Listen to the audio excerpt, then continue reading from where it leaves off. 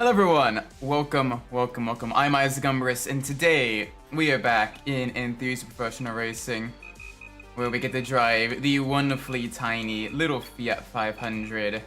This little microcar, an Italian people's car that was designed to be a city car in post-war Europe. Wonderful little two-cylinder air-cooled engine, making about 20-ish horsepower, maybe a little bit less than that.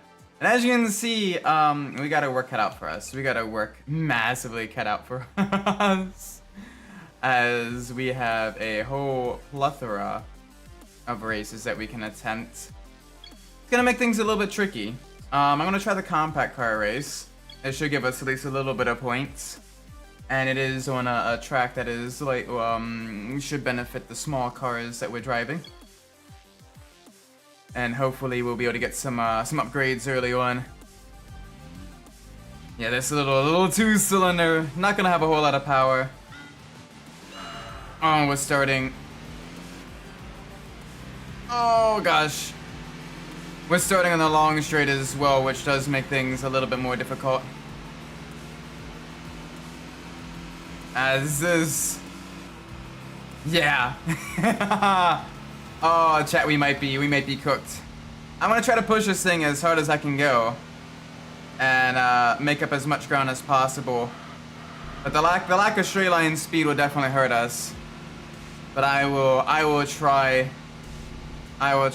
so very hard in order to get us some good speed to the corners and really maximize the performance of the little 500. Thankfully, the AI in the lower tier races really kind of underdrives the vehicles quite a bit.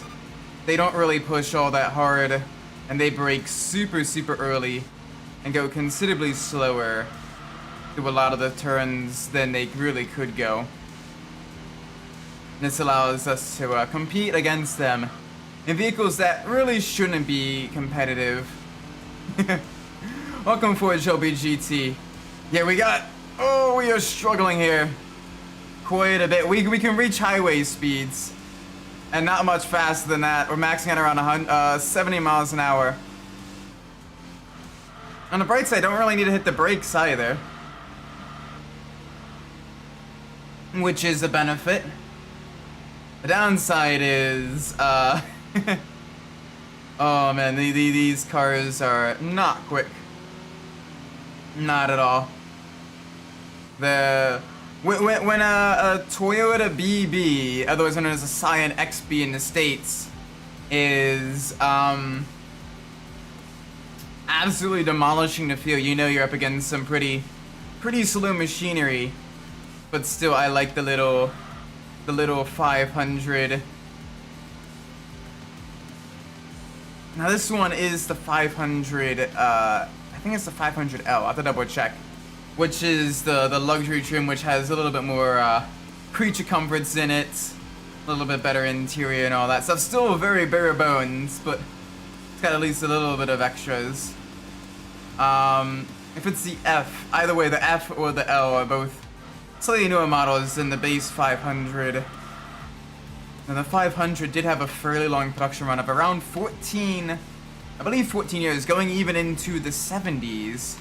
Before it began being replaced with things like the 126, I think it was, but a bunch of other. Maybe it was the 124. Maybe it was the 126. Alphanumerical. It's hard to memorize, but yeah, it did get replaced fairly early compared to vehicles like the Volkswagen Beetle or the Citroen 2CV. This one still has a fairly long life. Though 14 years is nothing to sniff at. A lot of really cool history in this vehicle. Quite a few different Abarth variants, including the 1000 TCR, which had a liter engine and some crazy wide body kits on it and everything. That was very very competitive in its class. But even the smaller 500s did get used a decent amount in motorsports. And I think we have some pretty storied history. But I'm loving driving this. Just lightweight, super planted, super stable with the rear engine nature. Like we're not really overdriving, we're not really running the risk of having it spin, despite its very short wheelbase, very narrow tires.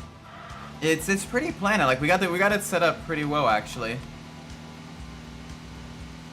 And we're able to carry our speed through the corners. Look at that body roll though, how much we're lifting up the inside as we go around the corners. But this should be good enough for some upgrades. Hopefully some really, really good upgrades as well. A nice second place. Probably not exactly what we wanted, but... And our ranking would definitely hurt. But that should be good for probably 2 upgrades with such a lower powered vehicle. Yes, weight reduction and tire upgrades. Allows you to get a little more acceleration. And better cornering. Which would be nice. Alright, let's see what other races we can enter. Got a little bit of a benefit here.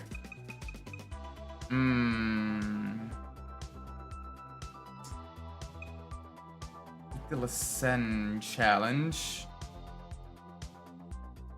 Oh gosh, that one probably not the best for us. Let's see what the Bergen challenge is. That one also has a Fiat alongside of it. So let's see what we got here. Nostalgia cars in Europe. Ooh, got the Mini, some MGs, Fiat Abarth 131, and that Abarth 1000 TCR. So you got a base Fiat 500, the Fiat F, the 500F, not the L, the F, and the 1000 TCR with the much larger displacement engine, tuned by Abarth with the advanced aero and everything.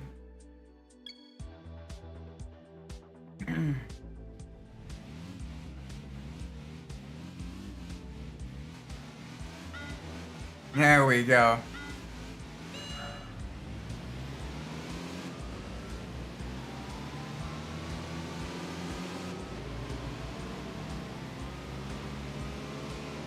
Oh, okay. Yeah, they have a good start. Even the MGs dive bombing us a little bit. And we're gonna struggle on the uphill. This car doesn't really have a whole lot of power, doesn't have a whole lot of torque.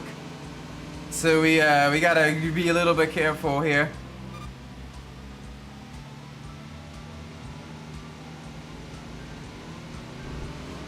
Oh, but they are all gonna struggle in the chicane. That's why I like racing a Microstrata as well. The AI, even at the higher level, it just does not like the high commitment corners like heavy bank turns or the chicanes, which really gives you a little bit of an extra edge as a human player, because you can really kind of take the best line, whereas they try to basically take it as a right followed by a left. You can take it as one single straight line, basically. There we go. Carry as much speed as we can out of the corner. Use that upgraded tires. Yeah, I see that Mercedes. That 300 SL, the going absolutely rocketing ahead. The Abarth 1000 and the Mini also. Ooh. Why are you going right further still? You just gonna let them dive you?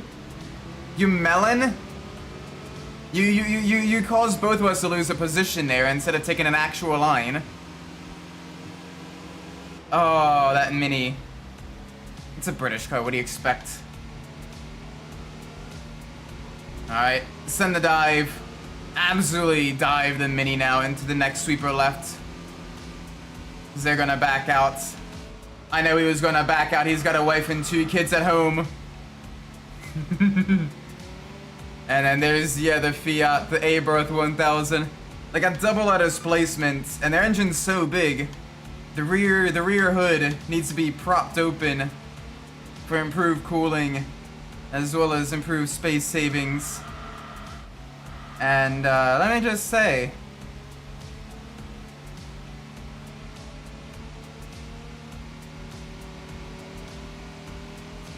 yeah, look at that speed though.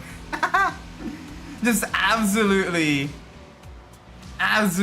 rockets by us here. Jeez.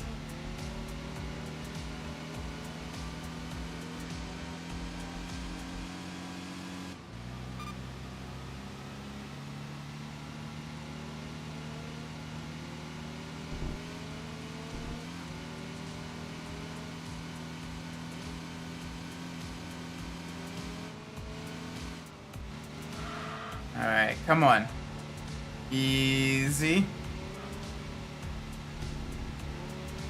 There we go. There we go. Good stuff. Good stuff.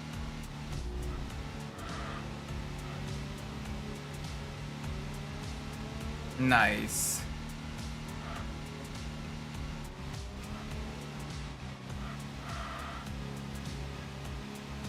Alright, they're gonna rocket passes again on the straight. The speed difference is almost comical between us and the Abarth 1000.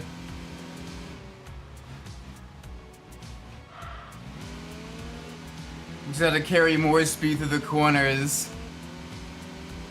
and really make use of the fact that the AI cannot handle that chicane at all.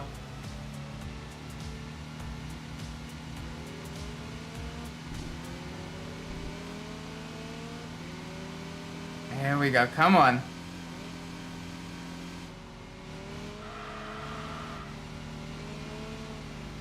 Oh. There we go. There we go, good stuff, good stuff, good stuff.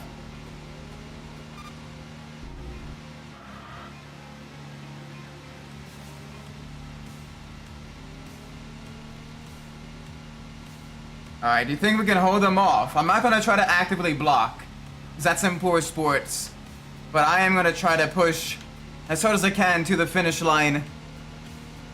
And I think we might make it. They are gaining. Barely, just barely. Points, basically 0.2 seconds. Less than 0.2 seconds of a difference. Ooh, my word. Yeah, that was quick. That was absolutely rapid there. All right. My word. Okay, okay, good stuff. Yeah, I know our rankings decreased just a little bit more.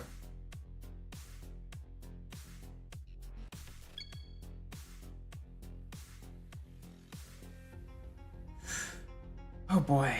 Alright, let's see what other events we got. Small car match. Versus Suzuki Cappuccino. We do have more power. We do have more power. But this is that's gonna be a little bit tricky. Store car race. Like a movie star.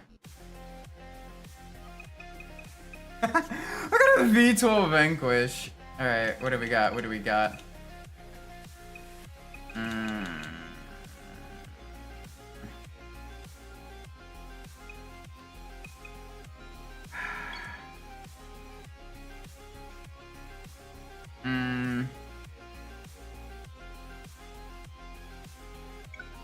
High speed's gonna kill me there.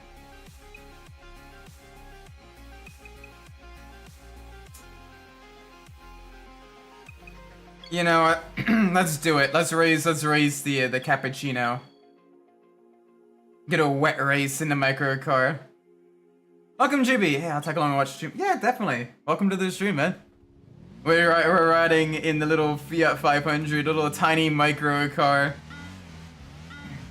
Gosh, I love that absolutely. That'd be fun to drive one of these, just to see what it's like.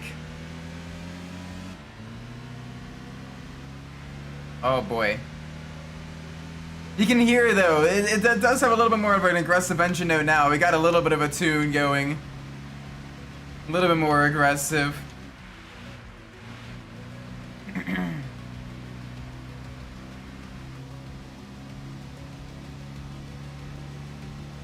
Oh boy. Alright, come on.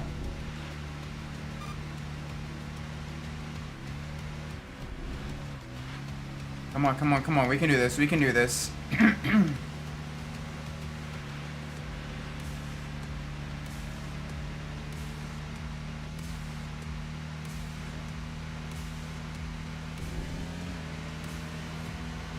There we go. Carry a little bit more speed. Up alongside. They're gonna have the advantage going to the tight right-hander. But we can sweep around on the inside. Side by side. Can't quite get it done. Not yet. Oh boy. It's gonna make things a little bit trickier, I think. But I will try to carry as much speed through the corner as cast. Yeah, the Cappuccino is a 90s sports car. And it is very lightweight, very planted in its performance. And we are in basically the economiest of economy cars. One of the slowest vehicles in the game. So the Cappuccino does have a little bit of advantage over us. More modern suspension, wider tires, more power. And it's still pretty lightweight. But we have the advantage of being able to drive better through the chicane. The chicane is basically our race in the hole.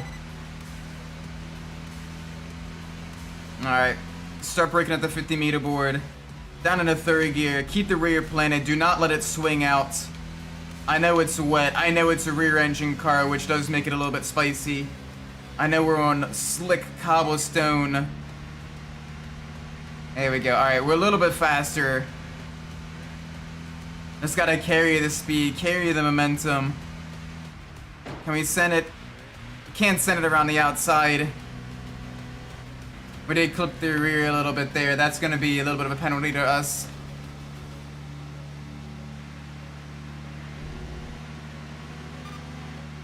Alright, send it down the inside here, onto the boardwalk section. We do get a little bit of a banking, so let's use that to our advantage. Stay to the inside. Run it out wide to the wall. Carry as much momentum as we can. Get ready for the next chicane. Full speed through. Basically straight line it. This will give us even more distance. And allow us to carry some momentum on the uphill. Alright, again, braking at the 50-meter board. Down to third gear. Keep it planted. A little bit of maintenance throttle to prevent it from sliding out. 4, 5, 6, 7. Alright, 2/10 slower that lap. But we're still considerably quicker than the Cappuccino. We can do this. We can do this, chat. I have the slightest bit of faith in me.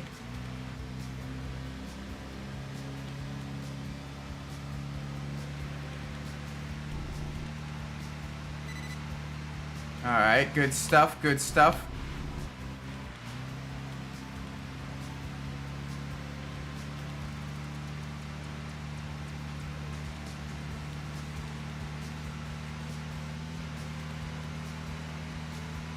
Alright. Cut through the corner. Let's be ready now. Final corner now. Back onto the cobblestone.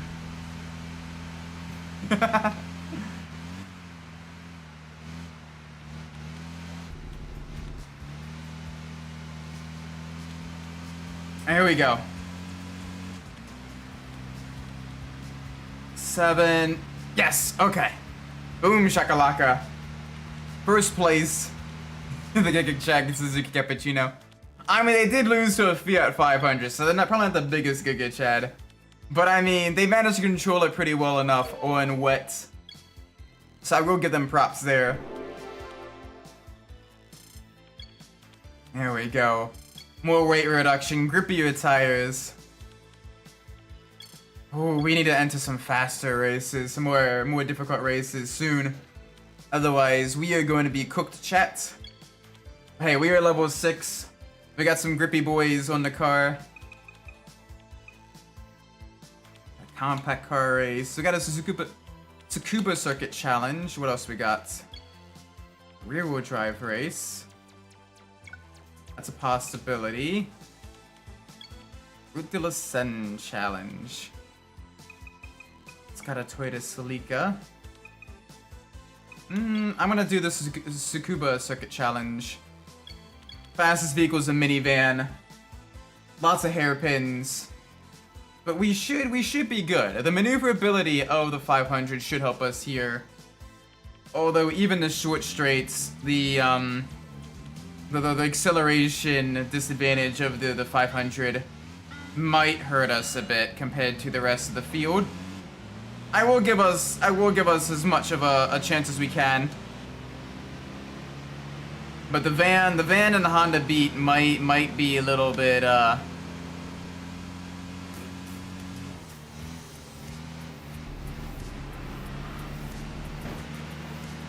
might be a little bit tricky.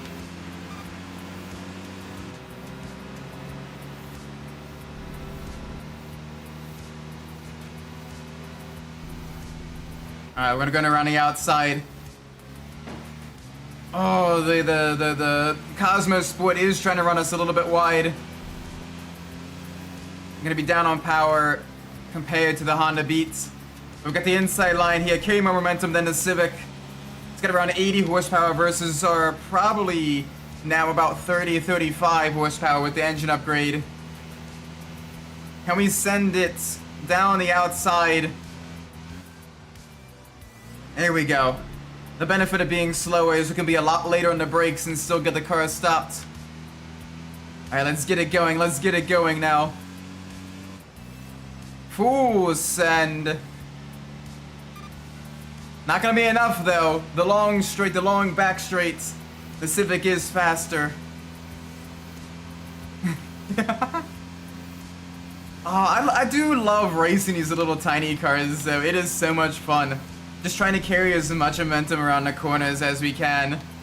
And it is an absolute blast. Like, holy moly.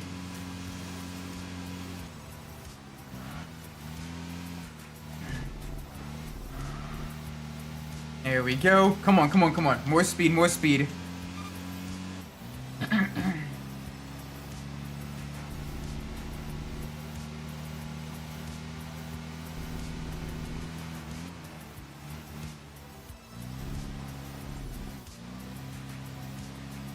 Alright, we're doing well. We are doing very well.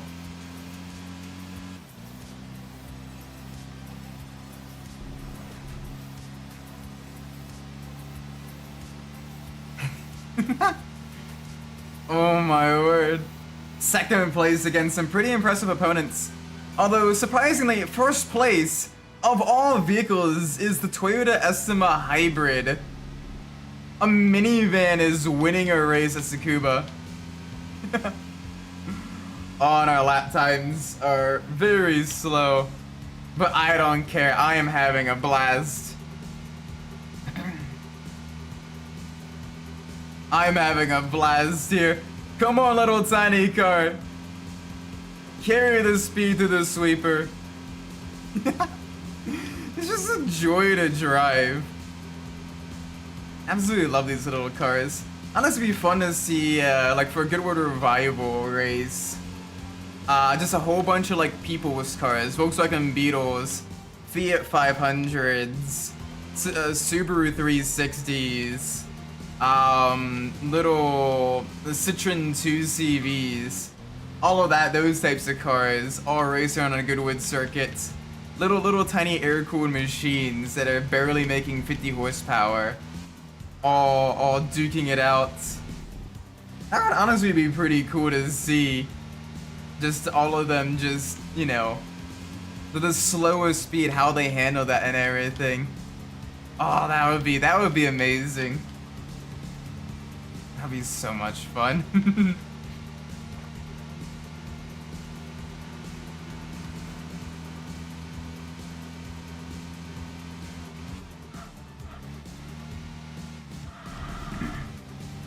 Come on, final lap.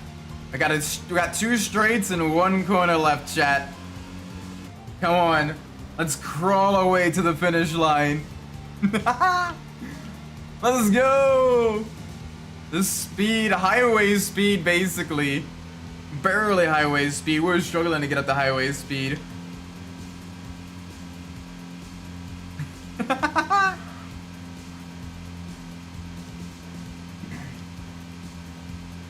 Oh my word. Boom! Across the line. There we go. There we go. Oh, I'm loving this. I am loving this. I'm loving the performance of this vehicle. There we go. More power now.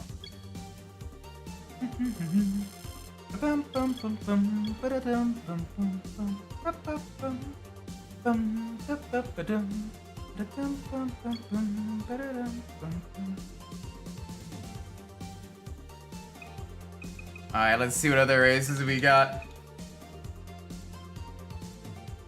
Ooh, the compact car race. We do have a Peugeot 206, and we are at Victoria Garden in the UK. This would be a fun one. Bunch of small cars on tight urban streets. We can do this.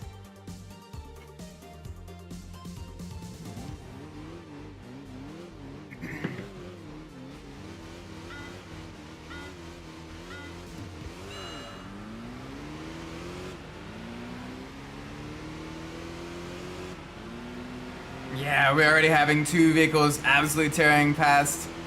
The Opel Corsa and the Peugeot 206. We also got the Nissan Moco.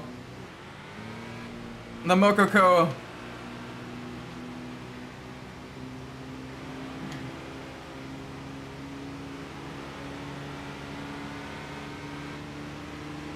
Ooh, come on. We can carry more speed through these corners. Past the Corsa. Here we go. Maybe. Maybe.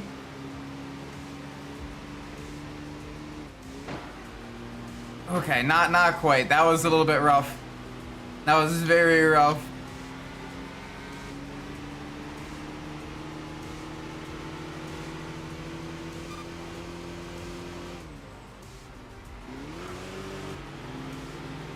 Alright. You think we can undercut them? Probably not. No, we can't quite get the cut back to work.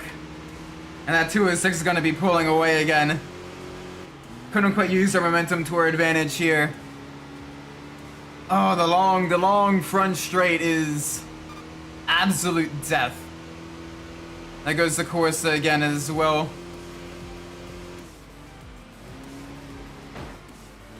Yeah, a little bit of contact. Gotta try to minimize contact, that way we get some upgrades going.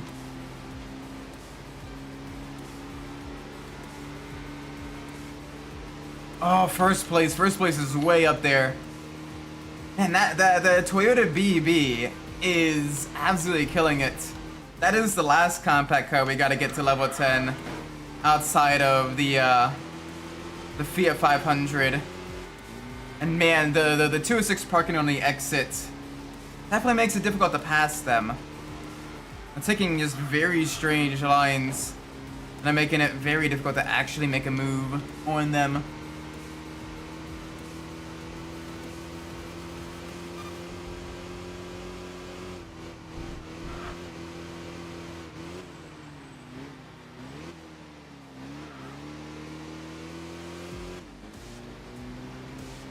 Okay.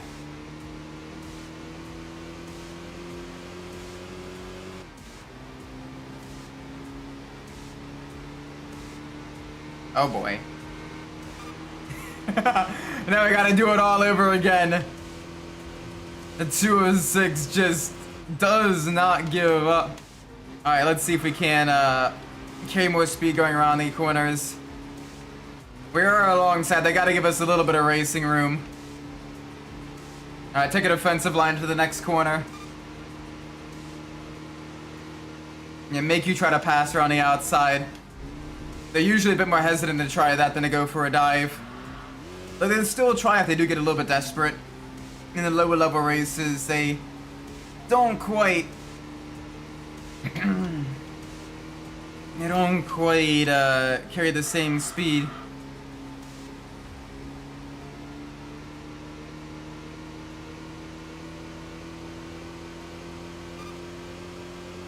I just noticed that the track does have birds kind of flying off in the skybox as well. That is actually cool as hell. That is a cool little feature of this track. I never really paid attention to that because usually I'm going too quick through the corners to really notice. But in a slower car, we're able to kind of really make note of that. Oh, the little Fiat 500.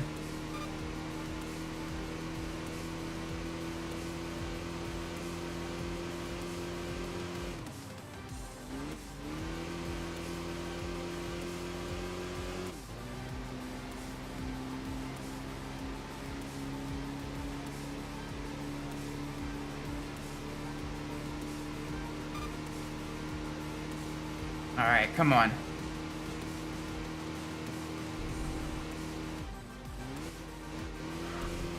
There we go. There we go. There we go.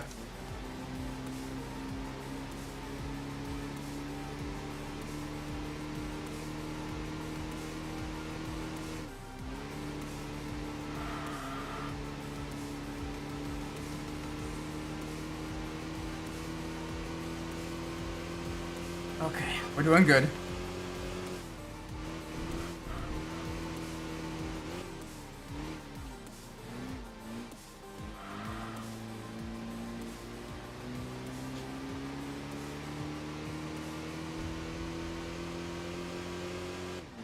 There we go. All right, let's get to the finish line. Crawl away to the finish line.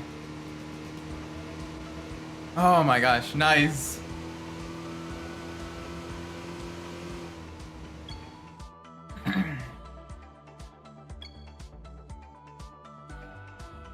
There we go.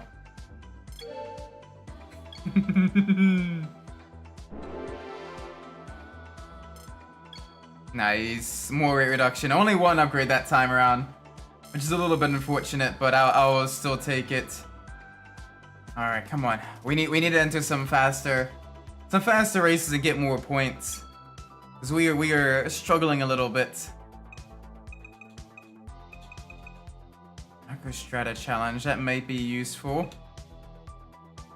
We have an R3 race at Microstrata 2, then the NA limited race.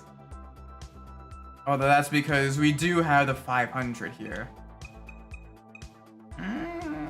We may have a shot. If anything, for second. We can probably do second place without too much issue.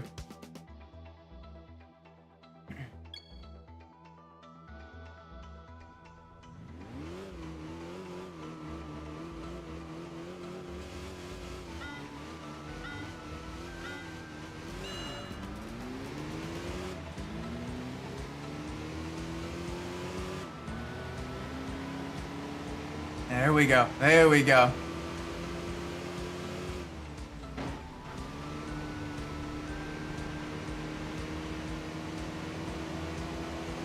Ooh, come on.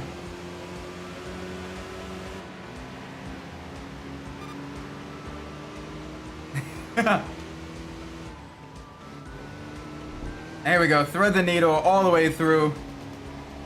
Up to second, because I know that Corvette's going to absolutely demolish us on the straight. But that chonky machine, they're going to struggle a little bit in the corners. We can get by them. There we go. There we go. Back to the right.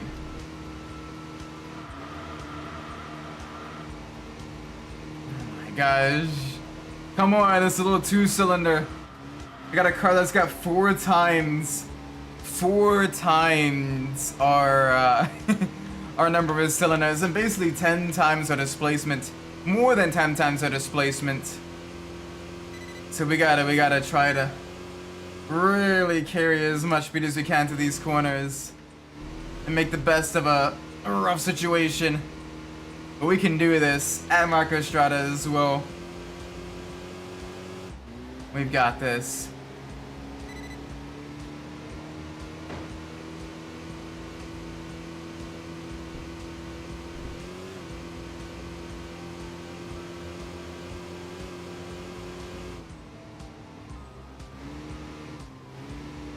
Alright, we're good. We're good. We're good.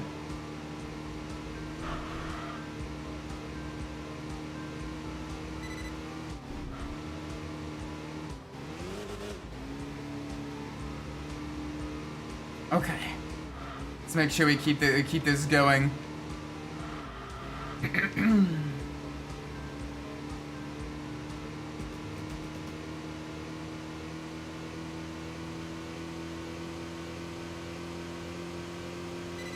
Nice. All right, good speed, good speed.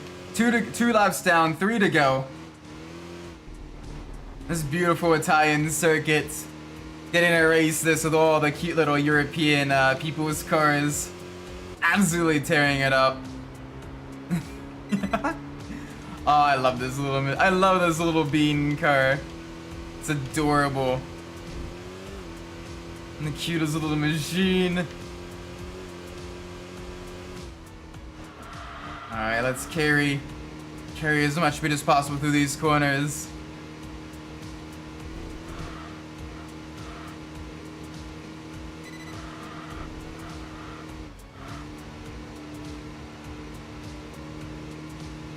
Nice. Back to the left, back to the left.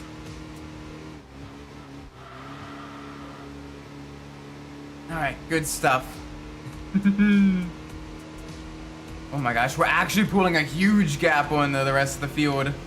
They cannot take that chicane whatsoever.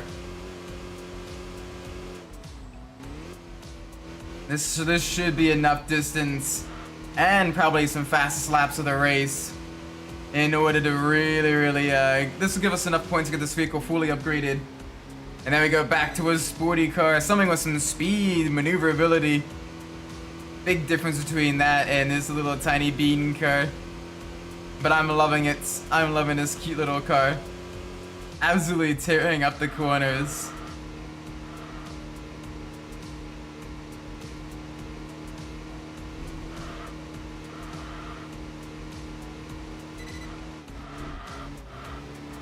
There we go.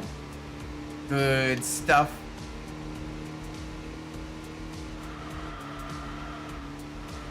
Back to the left. Let's keep it going.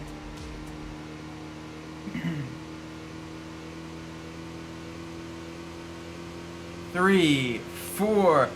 Nice, new fastest lap as well. Good. Let's see if we can't go even quicker. Carry as much speed through the slow corners as we can. And the fast corners. Minimize our speed lost. Rev out this engine as high as it'll go as well. The little naturally aspirated engine really loves being revved out.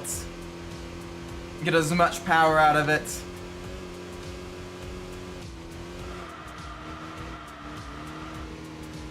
Use the rear engine nature, try to get a little bit of off throttle rotation in some of the corners.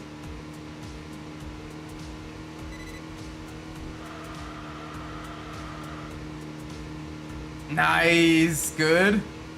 Alright, we're doing very well, we're doing very well.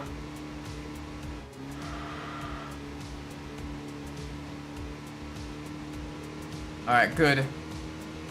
Doing very well. There's the finish line. Crossing the line. Boom, shakalaka. Let's go.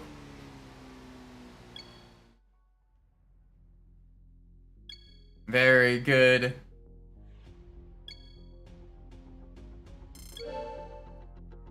Very, very nice. And there we go. The car is complete. The car is complete. Give me some points. Give me improved ranking points. Give me all of that fun stuff.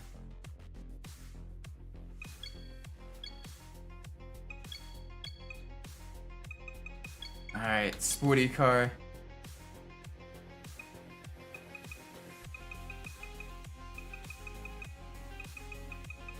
There's still so many! Alright, we got 4 vehicles to choose from. 2 Alfa Romeos, a Corvette, and a GD Impreza. Okay. Let's pull up the random number generator. Got four vehicles to choose from.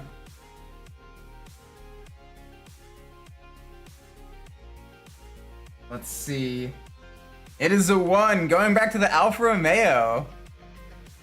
Okay, alright. Good stuff, good stuff. The Alpha GT.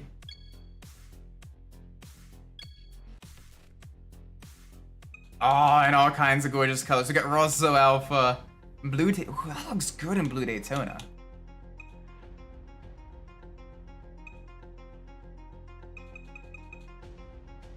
I like that blue. I know Alfa Romeos are normally best known for being, you know, kind of the red colors and everything. But that blue looks mwah, absolutely gorgeous. Alright, let's get some setup adjustment going on here. Stiffen the rear springs just a little bit, stiffen the rear damper as well.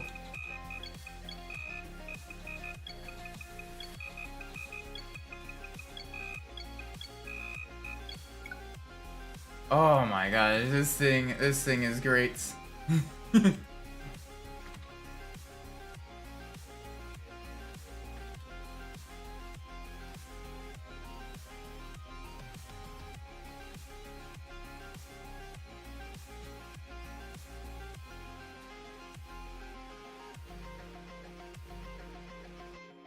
Alright, let's do this. Oop, excuse me. There we go. Let's join the race. Ooh, front row drive championship. We're not quite ready for that yet. We do have an Italian car limited race. Let's do the low end steering challenge. It's been a little bit since we raced at low end steering. Absolutely love this track.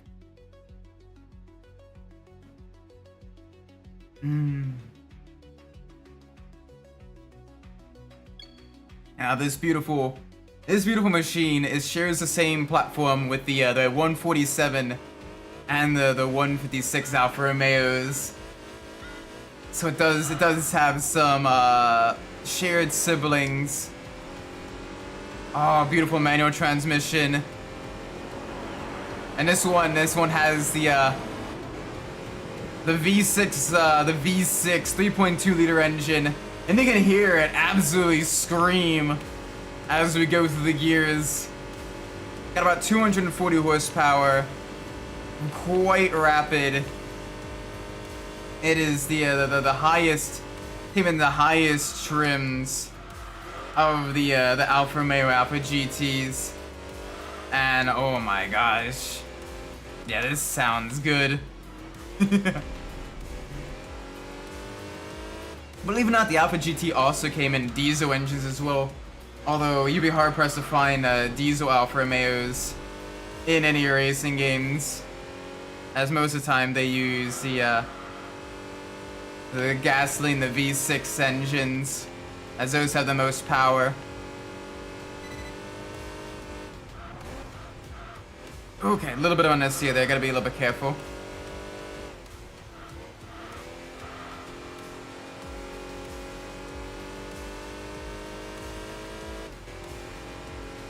Alright, easy. Down, down, down. In the second place, don't want to go into first. First will be too low.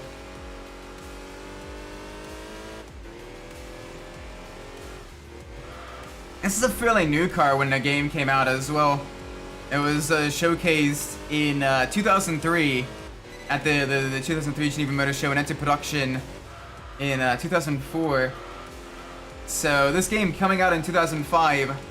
You know, this car is only really a year old, very, very new, very modern, and even still, they managed to get it into the game, and it is a great addition. Front-wheel drive sports coupe, a practical sports coupe as well, as it does have a fairly, was noted for being a two-door sports car with a fairly roomy bench seat and a decent amount of trunk space. It was marketed as being a quote-unquote practical daily driver. Although how practical this is debatable. You know, the V6 was a little bit of a fuel hog, and it did have a little bit of a stiff suspension design. But I mean, that would be interesting to drive. I quite like the styling of this. Very, very unique, very distinctive silhouette. Beautiful engine sound. Very, very nice.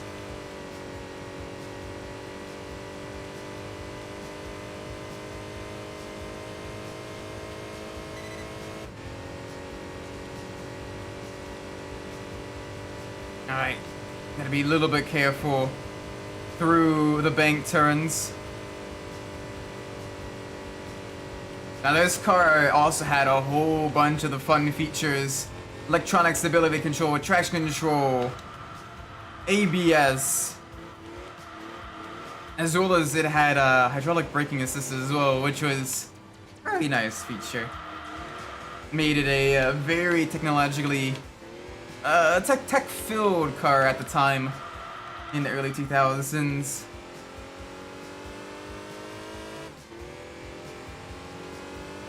And this thing, oh, absolutely gorgeous.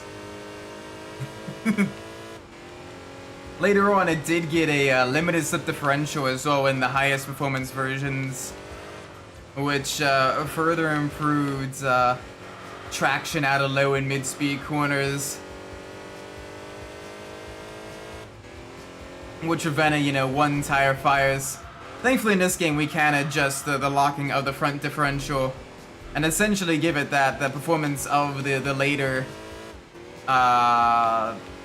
GT models with the limited slip differential, which is nice.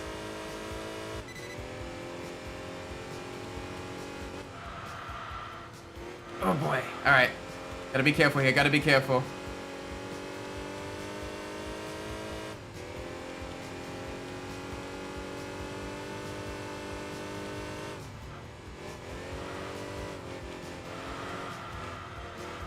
Oh my gosh, this feels so much quicker than the 500 though.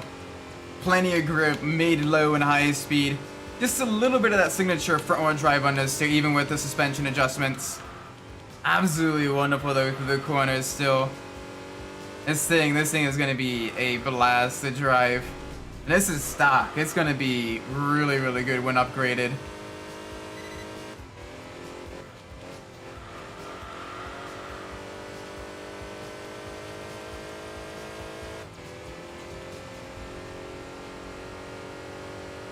There we go, there we go.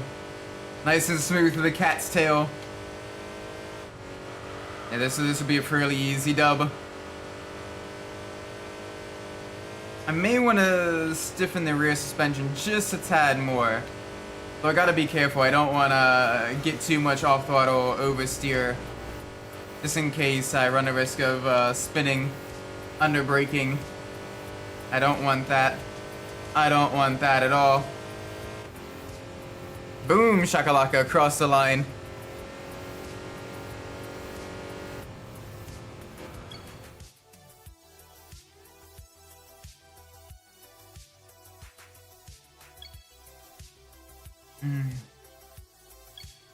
There was even a, with the Alpha GT, there was even a planned convertible model. It's been unfortunate that they didn't make a convertible model, because if you look at the side profile of it, it lends itself pretty well to a convertible shape, you know? But unfortunately that never came to be. Instead the Brera became Alpha's next open top model, which is a little bit unfortunate. But this thing is still an absolute beast of a car. Lovely machine, great performance, lovely handling. Alright, let's head to Marco Strada. Yeah, we got a little Abarths, the Alpha 156, the Stratos, the SZ, the Pantera, all kinds of vehicles.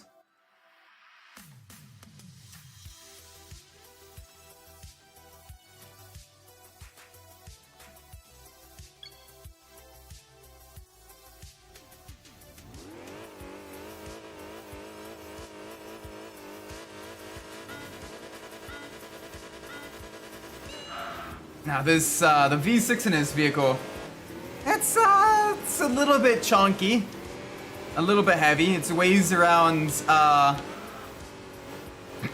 around 350 to probably close actually to 400 pounds when dry, which is a little bit heavy despite its aluminum block and aluminum heads. It was 60-degree cylinder banking, which was tighter, which allowed for more compact packaging in a front-wheel drive vehicles like the Alpha GT. And had a decently high revving engine, being having a 7,000 RPM redline, which you can see here on the TAC. The game does capture that pretty well.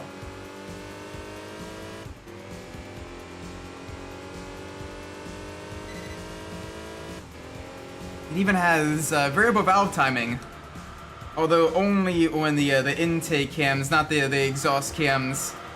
No variable valve timing on the exhaust cams, only the intake cams, and they're designed more so to help improve lower end torque.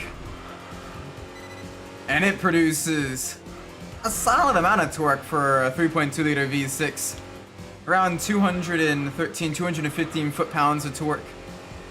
Although it does produce it at a fairly high RPM, still at almost 5,000 RPM. This machine still uses it quite well. Easy through the corners.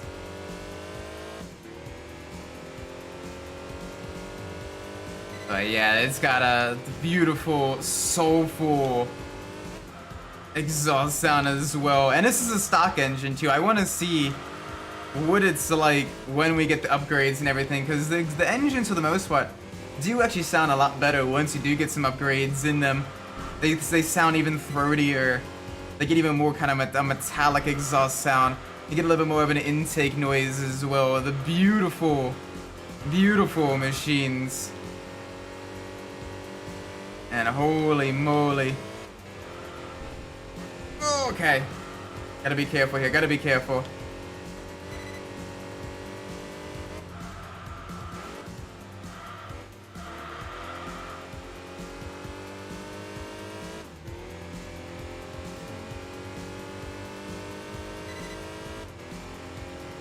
Yeah, this thing. Oh, this is so nice.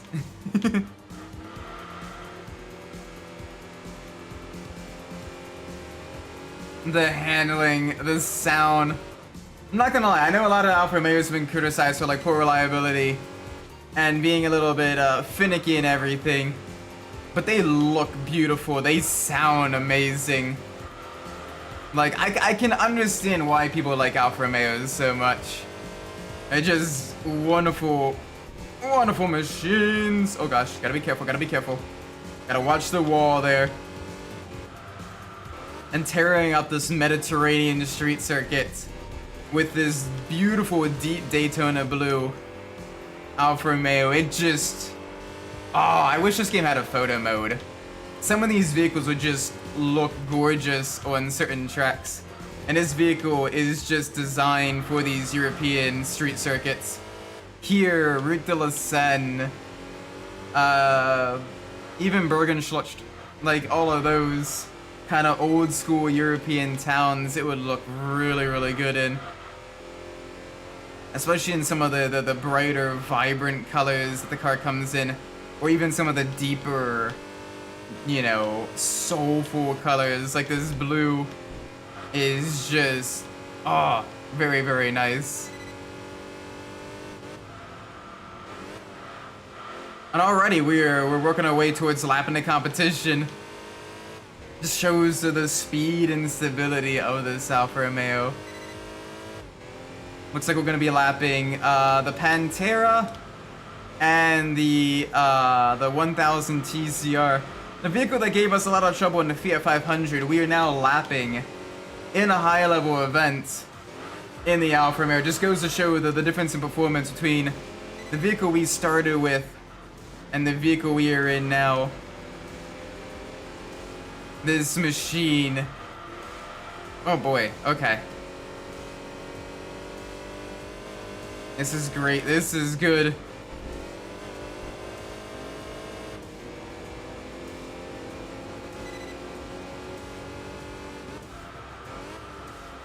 you go, past the Stratos, and then passing one of our Alfa Romeo siblings, the SZ, an older Alfa Romeo, the last front-engine rear-wheel drive Alfa Romeo before it was before they switched to the front-engine front-wheel drive platforms. The old guard being suppressed by the new blood, even showing by getting lapped on track. And holy moly, this thing is a gorgeous machine.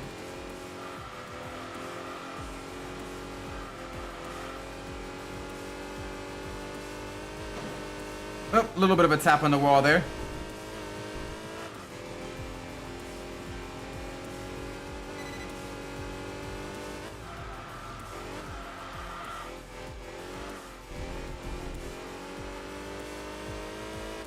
Alright, one more lap. We can do this, chat. We can absolutely do this. I think we will be fine. Maybe. We gotta be a little bit careful. Pat, you're welcome. Why did mid to late 70s muscle cars have low horsepower start curving a lot of fuel consumption? That is a very good question, and it comes down to a lot of things. Most of it is due to emissions regulations, as well as the changing of how horsepower was rated.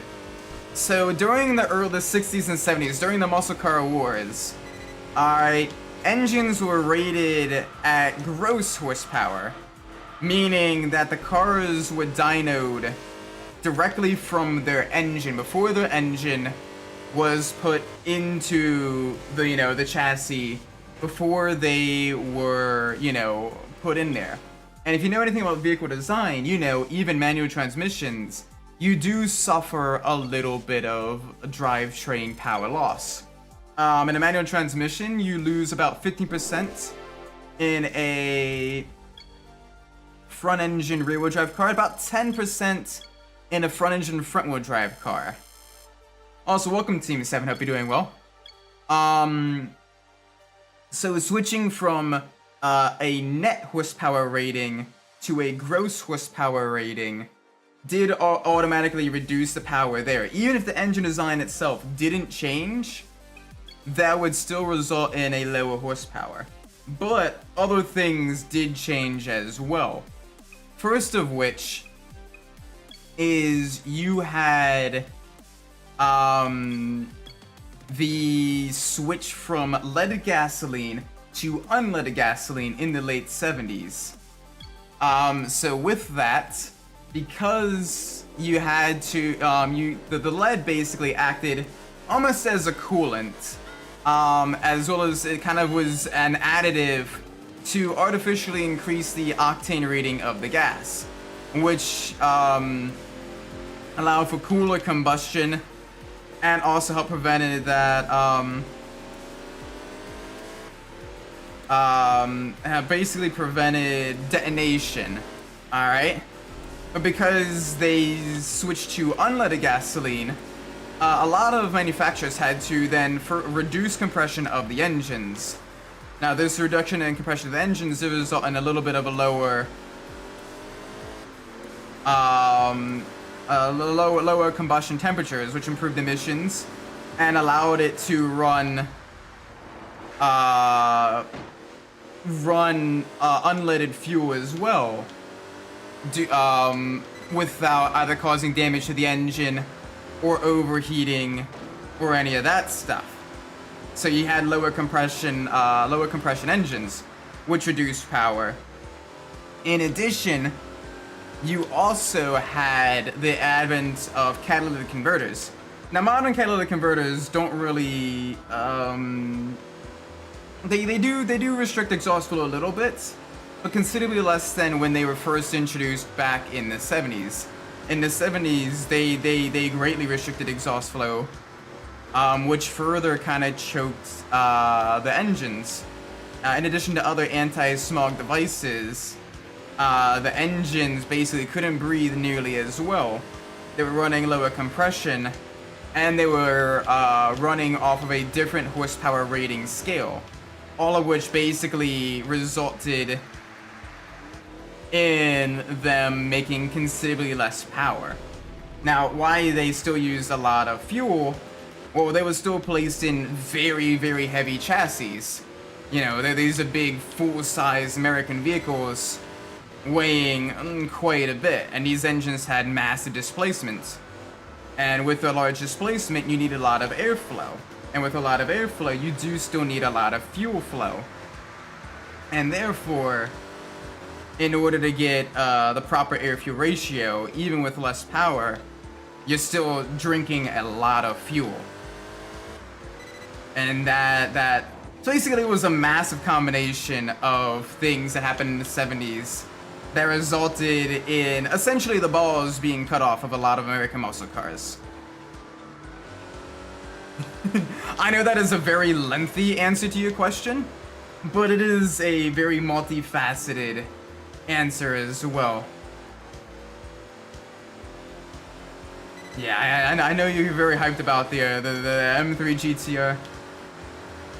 But right now we're driving the Alpha GT, a new when this game came out, it's an Italian sports car with a front-wheel drive 3.2 liter V6 that is a wonderfully high revving double overhead cam engine, making quite a bit of horsepower, around 240 horsepower.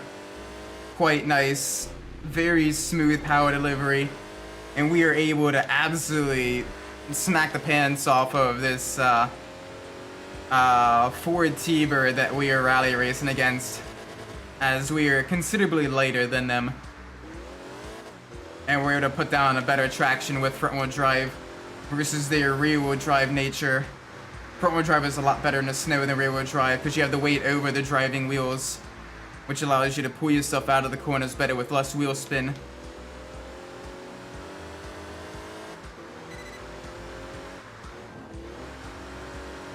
Yeah, the Charger's a good car too, but right now we're in a fairly agile Italian sports coupe. Very, very different vehicle. Still a wonderful car though, and it has been doing us well. The previous car we were driving was a little itty-bitty Fiat 500F. Little air-cooled 2-cylinder engine, making about 20 horsepower. So 240 is considerably more than 20. It's about 12 times as much. We got 3 times as many cylinders. And around 6 times, a little over 6 times as much displacement. Which is very, very nice. I gotta be a little bit careful here. Ooh. Carry the speed through the corners. One thing I like about the Wintertraum course is it does share certain parts of the course with the Bergenschlucht course as well. Mainly the start-finish straight, as well as turn 1, 2, and 3, that kind of S's. But yeah. Welcome, Nanya. Yes, this is Wintertraum, the one snowy course in the game. I don't usually race it that much because normally I'm driving rear-wheel drive vehicles that aren't that great in the snow, but the Alpha's not too bad actually. For the Falcon, for the Project West cars. Yeah, I mean, if they're more available in your region and everything, you can take what you can get, you know. Here in the States, getting some Australian vehicles is considerably more difficult than older American muscle cars, so you don't really see them that much.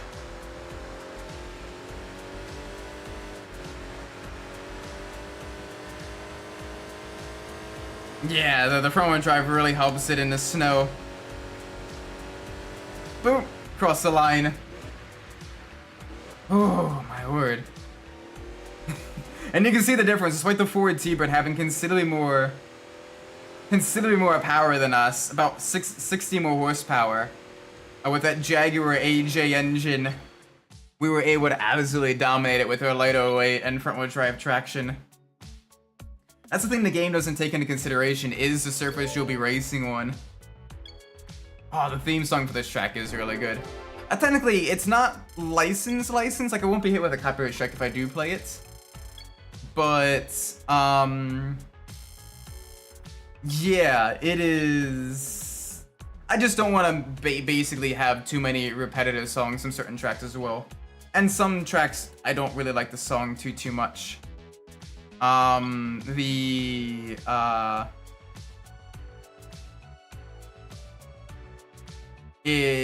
Specifically the Pacific Challenge. Not the biggest fan of the Pacific Gateway. I'm not a big fan of that track's theme. Yeah, Alfa Romeo is a great. They got a lot of really cool vehicles from you know, a bunch of different sports vehicles and everything.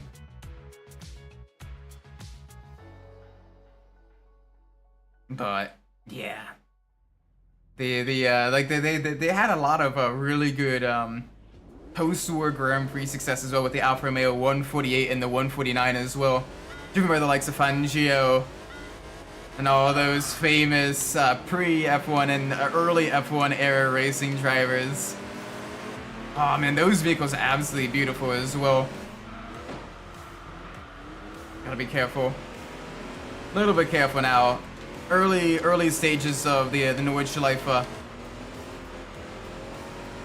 The AI does get a little bit spicy. Ooh, alright, we got another sporty front-wheel drive car, the Saab. The Turbo Saab versus the Alfa Romeo. Both quite quick, deceptively quick vehicles, despite their semi-practical nature as well. Yeah, but we're not really playing Most Wanted right now. We're in Enthusia. More of a simcade along the likes of Gran Turismo. And some more closed course track racing with standard production and some racing vehicles.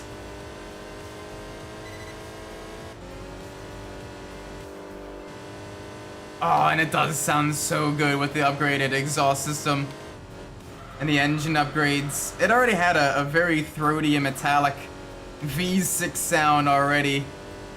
And I believe, to my knowledge, at the time the Alpha GT was released, it was actually voted one of the best sounding engines of its time. Or at least one of the best sounding V6s. Alright, serious questions? Okay. I'm a little bit scared, but fire away. Saab cars available in USA? Oh, they used to be, but Saab kind of went under, or was kind of closed out by GM during their bankruptcy.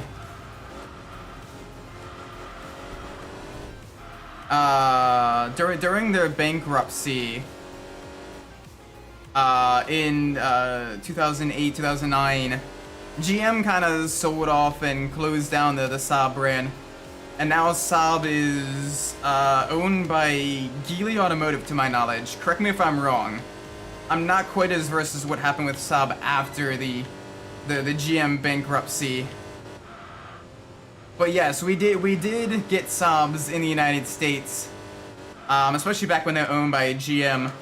We even had a badge engineered Saab that was essentially a Subaru Impreza, but was the Saab.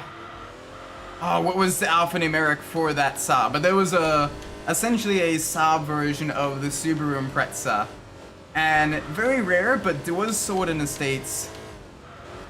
And absolutely gorgeous. We did also get the Saab 900 series, as well as the Saab 9.3 and the 9.5.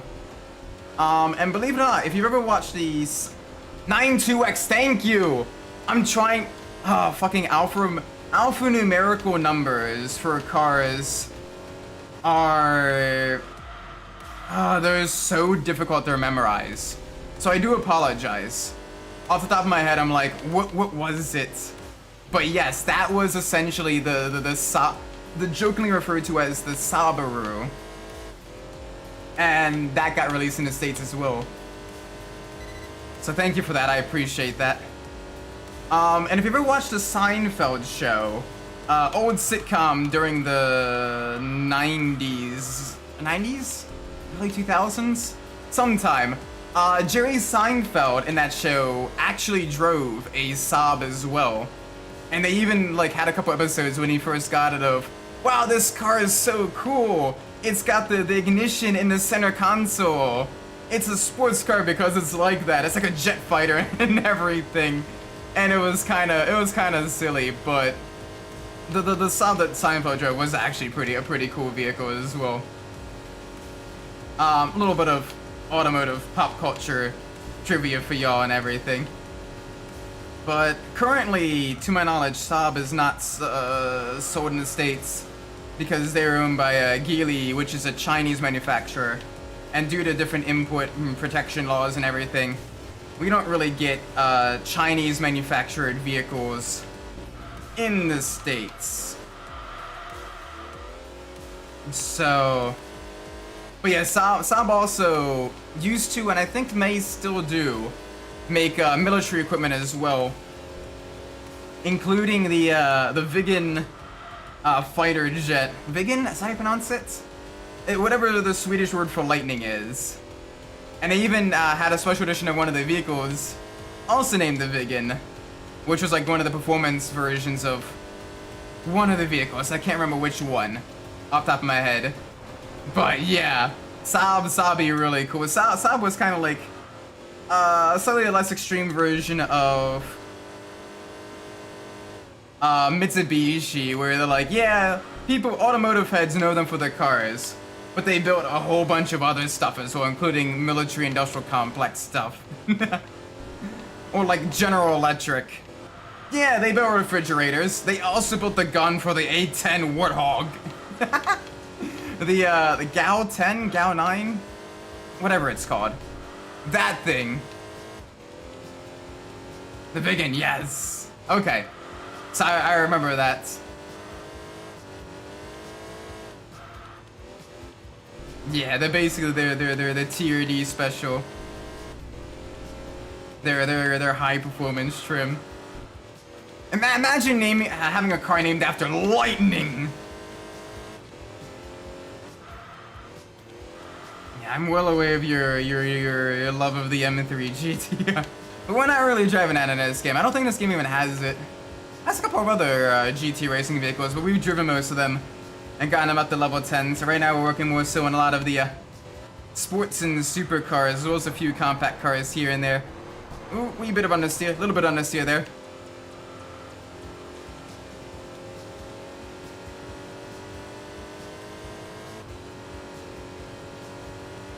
There we go. Oh, they actually sell Chinese cars in Chile. Interesting. Any good vehicles? I'm not too knowledgeable about the Chinese car market. I probably should do a little bit of research. But I am not super knowledgeable about that side of the automotive subculture. Anyway, hey, let's not dive into politics, please, yeah? Let's stay away from that, yeah? Come on. Cars, fun vibes, nothing else. Alright? Please. But alright, down the final straight of the Nordschleife. Let's test out this vehicle's top speed. Come on, I got a 6-speed manual. Revving it out to 7,000 RPMs. This beautiful 3.2 liter V6. It's got some grunt in it.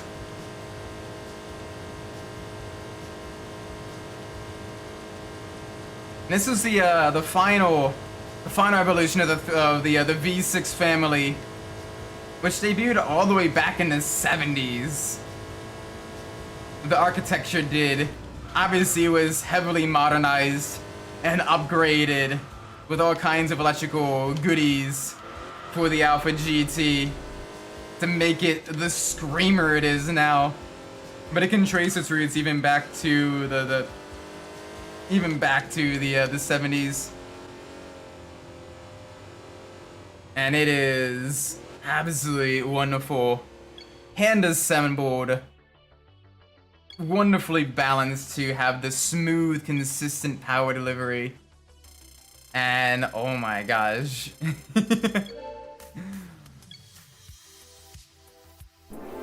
It was gorgeous. Honestly, the main failure point though was the timing belts. Those are known to fail semi-frequently on them, needing early replacement compared to other vehicles at around under 40,000 miles, which is quite a short amount of time compared to other machines. But yeah. Oh gosh. Alpha versus an Evo. I'm not too sure we'd have a good shot at that.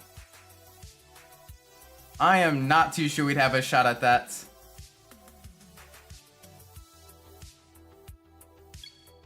Oh dang, that is a long relationship. GG to y'all.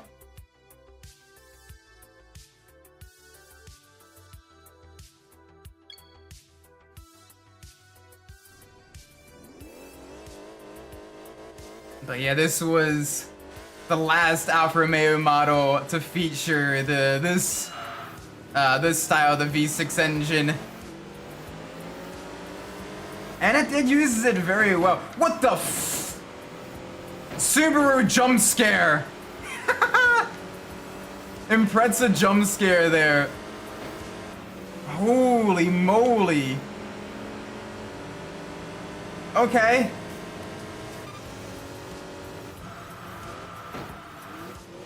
Oh, why are you braking so early?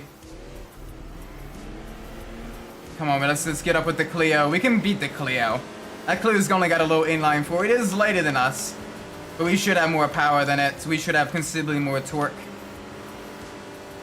Honestly, if we didn't have the Subaru Impreza jump scare there, with them trying to go to the inside and bouncing off the pit wall, we'd have been okay.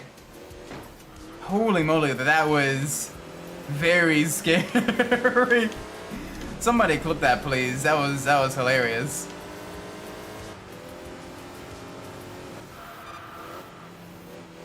Just got a Subaru jump scare.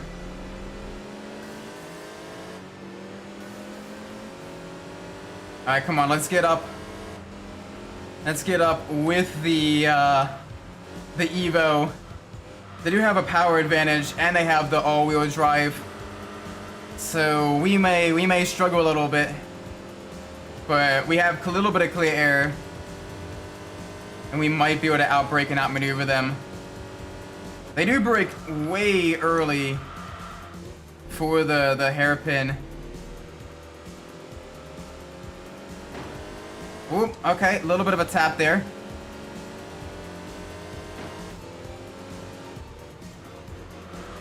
Yeah, thankfully no Ford GTs in this race though. I'm not sure we'd be able to be competitive against the Ford GT. We're struggling right now against some of the Japanese rally monsters of the Evo and Impreza. A Ford GT I think would probably bury us even on a tighter track like this. Thankfully the game does try to put you up against vehicles that are at least somewhat similar in terms of performance range or other similarities to you. So you're not just, not always, gonna be fighting well above your weight or vice versa. Though it doesn't always do a good job about that. If you try some of the fastest or some of the slowest vehicles in the game does struggle a little bit trying to get you vehicles that you can be competitive against. And you do kind of need to cheese it a little bit.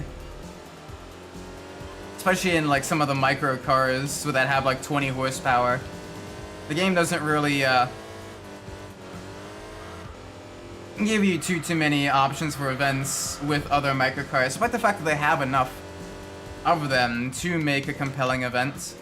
Things like the Beetle, the 360, the 2CV, the Fiat 500, all of that stuff. or you would have enough to, you know, have a full grid in this game. With maybe 1 or 2 duplicates. Maybe include things like the Nissan Moco, which is around like 50 horsepower, but is a bit heavier in front-wheel drive. And you could probably, you know, be okay.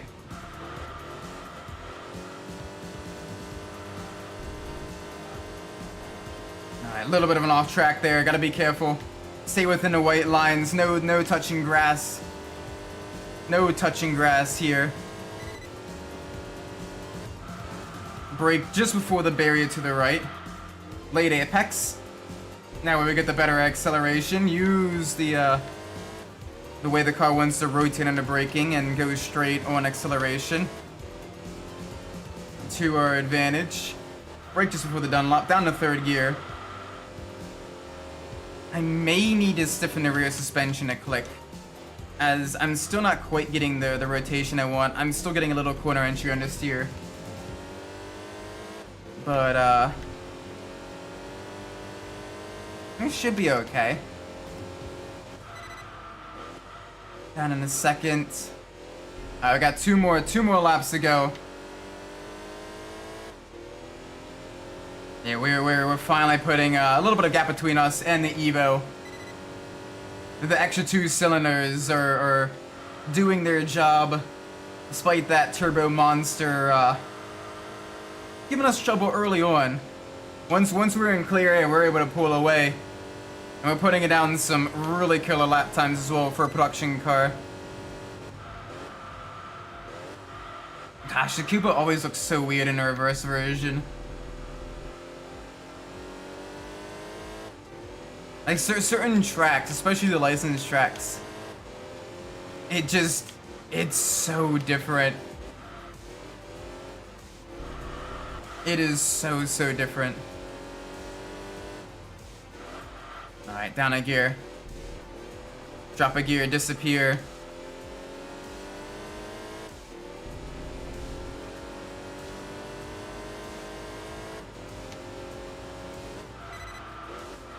Here we go. Alright, can we be calm and collected? One more lap. Let's do this.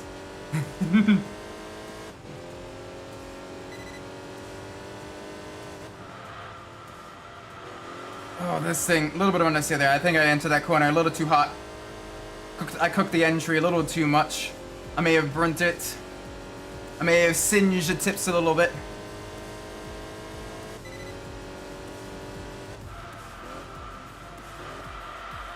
Here we go.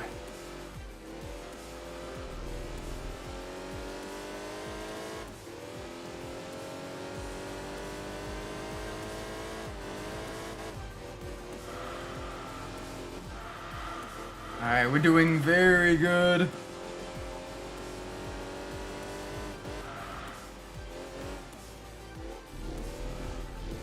Alright, keep it calm, keep it calm, keep it calm. Come on. One more turn. And then we are home free. Laying down all kinds of rubber on this track.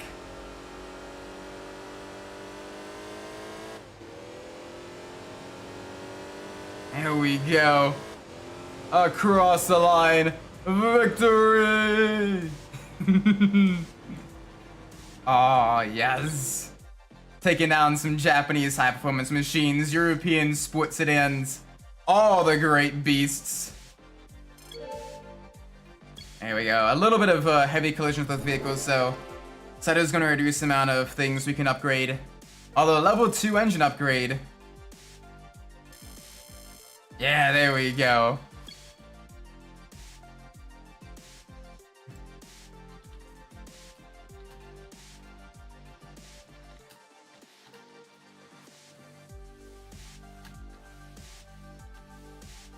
Oh my gosh, that was so good.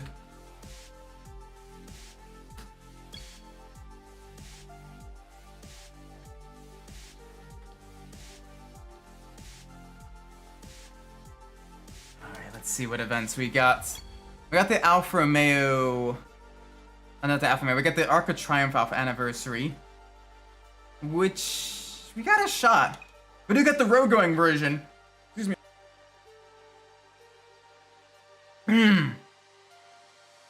We got the road going version of the M3 GTR here, which will give us a good fight. Let's get the under 4 liter race, which puts us up against things like the NSXs, TVR Tamuras, and an Alpha 147. You know, just for funds, let's do this one because it does have the glorious M3 GTR, granted the road going car.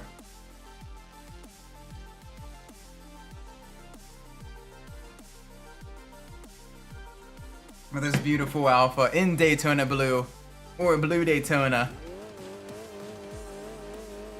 It's got this beautiful, deep metallic blue coloring, and it looks absolutely lovely.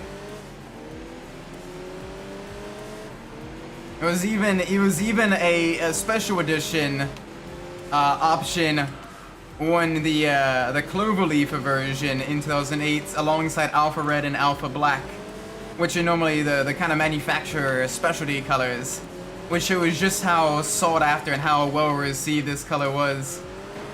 And oh my word, it is a wonderful color indeed. Just look at that. In the light it shines bright, but it's still got a rich, deep hue. Even if the game does kind of have more of a matte shine to the vehicles compared to what they would look like IRL. You also have the Cerbero up ahead in, it looks like either Chameleon Orange or Reflex Spice.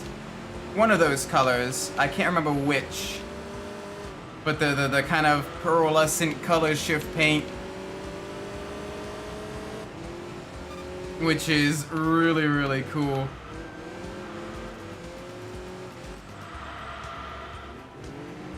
Oh, come on, we're not gonna lose to a Forester.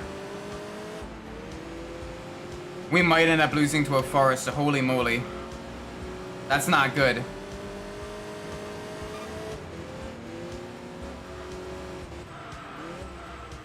That Forester is quick, holy moly.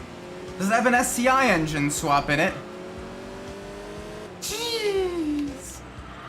Note that that's actually impossible in this game, unfortunately. Would be really cool to do, though. Would be super, super cool to do.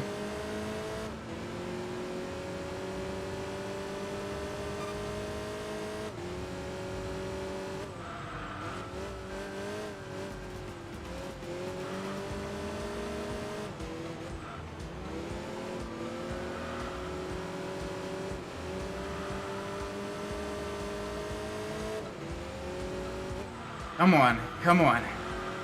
Gotta be a little bit careful here. Through the loop of death.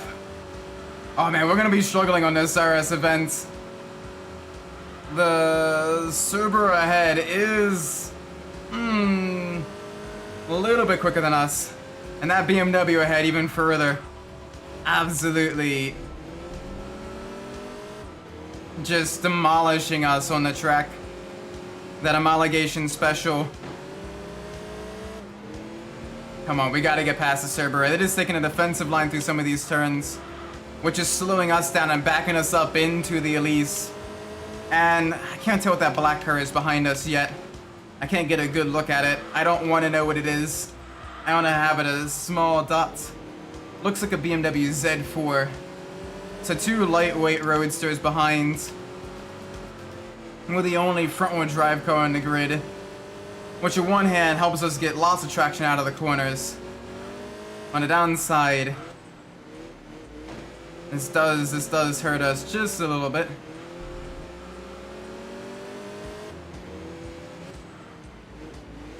Oh, come on. Oh, you're slowing me down on a hairpin. I could have gotten a better exit out of that. The Cerbero is being a pain in my ass. I gotta get by it. A little bit of a nudge there. I'll take the penalty. Plus 5 seconds for Ocon. And whatever allowed me to get by and stay ahead. He can fall back and get eaten up by the Bimmer and the Elise. Yeah, that Forester, the four-wheel drive is really helping it in the slow speed corners. Keeping that traction down, minimal wheel spin. Does have a decent amount of power as well, having around 250 stock. But the fact that an SUV is beating full-on sports cars is pretty impressive.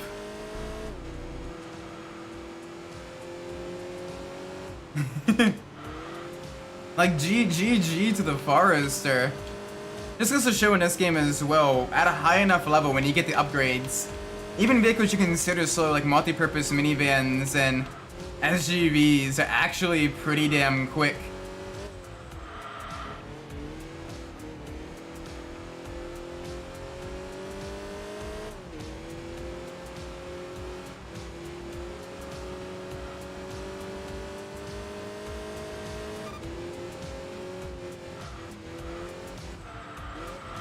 Oh boy, okay, gotta be careful.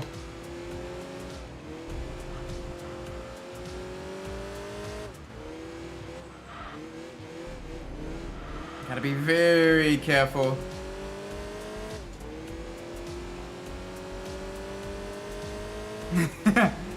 Yeah, I mean, it's driving like it's got an Impreza STI engine swap. Holy moly. But no, this Forester in this game has the naturally aspirated engine instead. But it is still absolutely rapid when upgraded. Because naturally aspirated engines get a higher performance boost compared to turbo engines. They get more power, percentage upgrade. And because it started out pretty heavy, it gets a high percentage of weight reduction as well. Which means you get a vehicle with pretty high amounts of mechanical grip that's gotten a lot lighter, a lot more maneuverable, a lot more power. And still got the soft suspension to kind of maintain that grip and the stability. All in a wide stance. Meaning that a lot of multi-purpose cars at a high enough level do punch well above their weight. Things like the Chevy Astro actually kick absolute ass. And at a high enough performance level can even compete with things like the Skylines and Imprezas and all that stuff. On the right track like Tsukuba or the Titanical circuits, where it's a four-wheel drive and torquey engine can shine.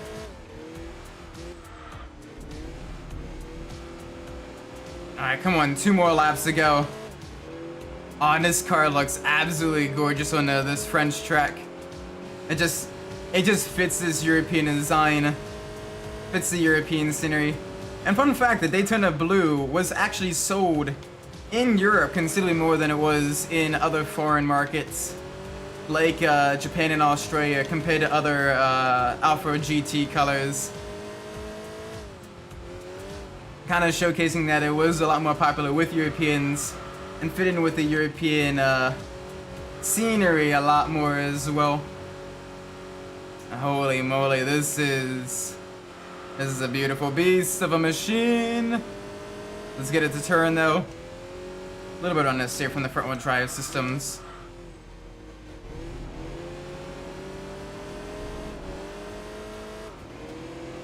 Alright, right up there with the Forester. Dive down the inside. A little bit of a tap. But I'll take that. Let's get up to second place. Let's go, chat. Going up one step on the podium. Pulling away from the Cerbera, the Elise, and the BMW Z4. The BMW M3 GTR though, holy moly. That thing is pretty much half a lap ahead of us. And just, not quite half a lap, okay, 30 seconds. Still, it is quite far ahead of us. It's about a third of a lap ahead of us then. Yeah, closer to a third of a lap ahead of us.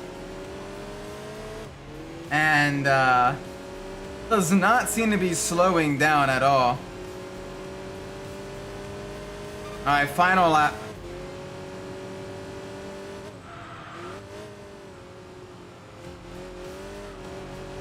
Come on. There we go, side by side. Oh, come on, stop touching me. You're gonna make it harder for me to upgrade this thing. Granted, this thing is still a bit of a beast.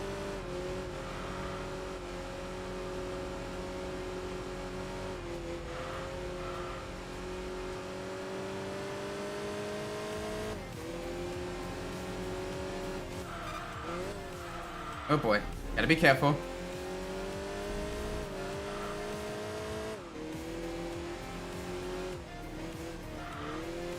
There we go, there we go. Nice. Alright, we got a gap on the Forester now. This is good. This is very good.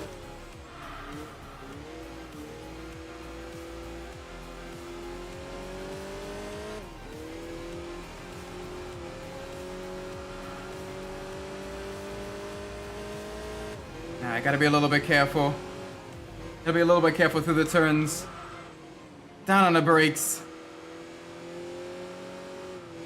Alright, got one hairpin and then a long sprint to the finish. Can we hold on?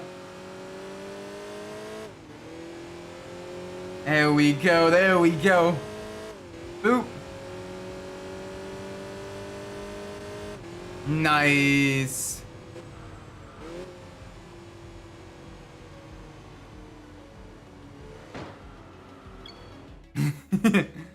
Little bit of a bonk there at the end. That's poor sportsmanship, eh? That is poor sportsmanship.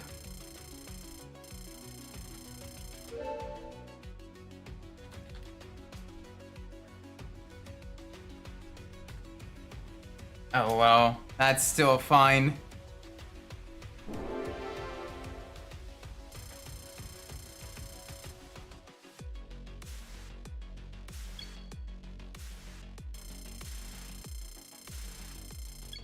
Nice, we got a lot of ranking points though.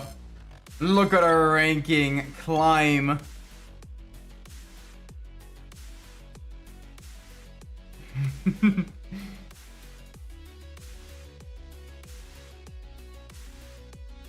Nice. Now the Alpha GT, despite its performance, its high performance design and heritage to its V6, wasn't actually used that much in motorsports. Wasn't really used much in motorsports. During a time period, the Alpha 156 was kind of the darling touring car, having the better homologation. But the Alpha GT was still used by privateers in certain national championships and more kind of grassroots racing. It's a beautiful machine. Now imagine a race prepped version of this, all stripped down with racing slicks and everything, absolutely tearing up tracks like Mugello, or even smaller, tighter tracks like Vallelunga and all that stuff. Oh, that would be a blast to see.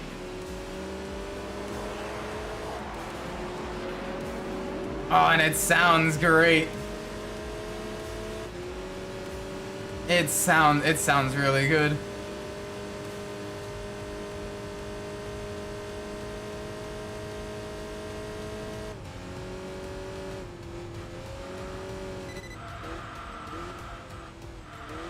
There we go, there we go.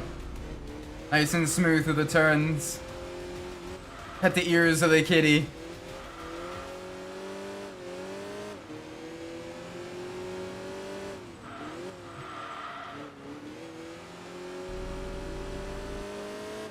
But yeah, the Alpha GT wasn't really used much in actual motorsports.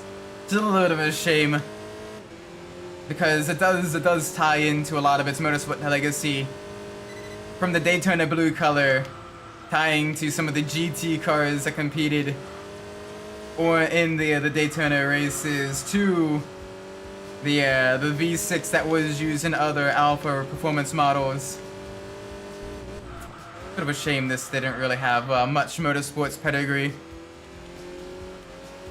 It looks gorgeous, so even without the motorsports pedigree, it's still a very beautiful, very lovely enthusiast vehicle. And it sounds wonderful as well with that upgraded V6. Although the NSX with the mid-engine V6 is putting us through our paces. V6 versus V6 battle. Who will come out on top? Will the stable front-wheel drive Alpha be able to win, or will the more agile aluminum chassis NSX be able to take the crown? This will be very interesting. Break just before the P gravel. Get onto the tail of the kitty.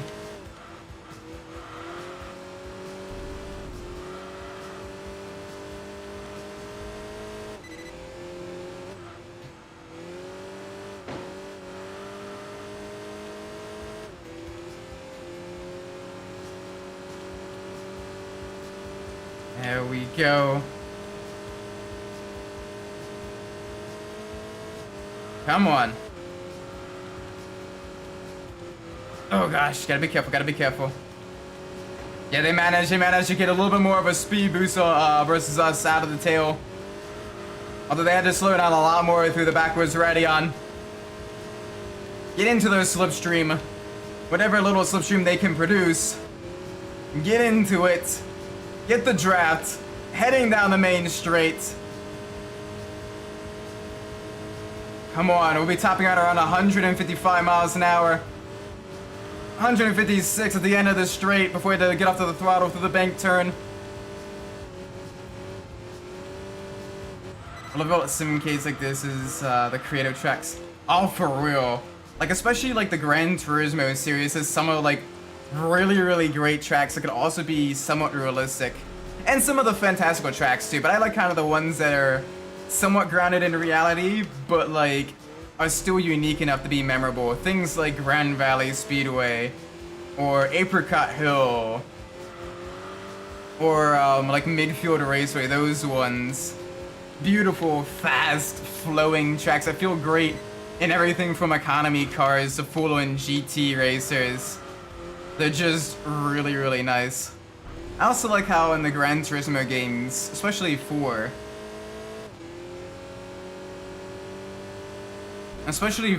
where it uses real-life city streets for a lot of the tracks. Like, Opera Paris literally uses real-life Parisian streets, and the start-finish line literally goes past the FIA headquarters. Oh yeah, being able to drive them in Sims would be so nice. This is why I love, like, Assetto Corsa, because you can do that in New York, literally going through Times Square, seeing all the crazy tall buildings, all the ads on them and everything. Though I do wish New York was a night race. I feel like having New York be a day race was a bit of missed potential, because having it a night race, going through Times Square at night with all the bright billboards reflecting and all of that stuff, like that would have been really cool. Yeah, Columbus Circle, all of that stuff. But I know there probably was like a hardware limitation and all of that. But like having it be nighttime there, or maybe like dusk, would have been a really good change. Like, yeah, you can make Seattle Circuit like full daytime because there's not really any like special lighting or anything like that. And it'd be kind of cool to see Seattle in the daytime with the contrast of the shadows going under like the highway, or like some of the buildings and everything, or going into the parking garage section and all that. Going from like day to nighttime and all of that would have been a cool juxtaposition, and they could have made New York the dusk or nighttime one, and have the glow from the billboards and everything be brighter and vibrant and reflect off of the vehicles. I think that would have been a really cool, cool for the photos, as well as would have been just really nice to see.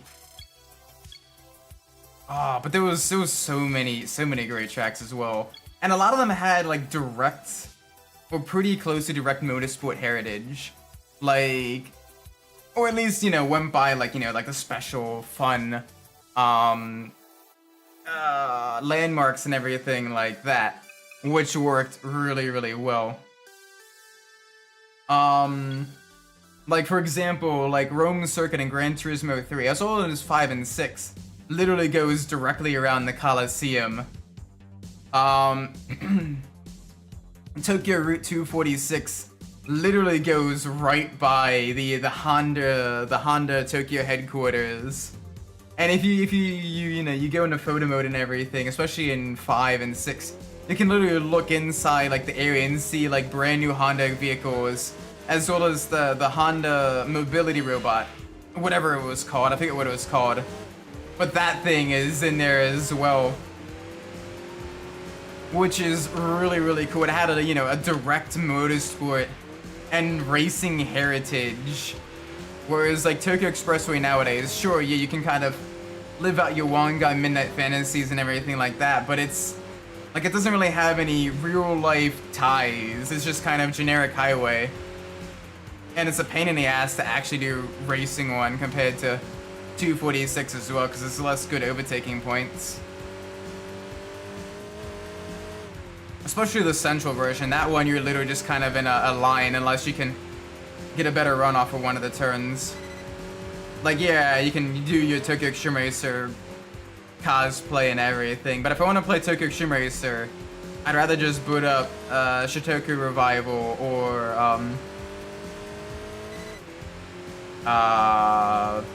you know, actually play Tokyo Extreme Racer. Like, I don't want to play Gran Turismo to play Tokyo Extreme Racer. Maybe I'm in the minority there.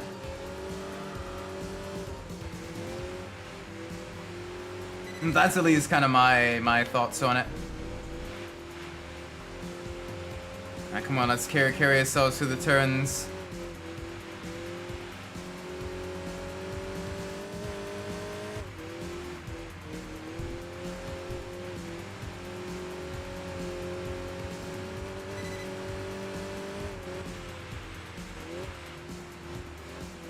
Easy, easy.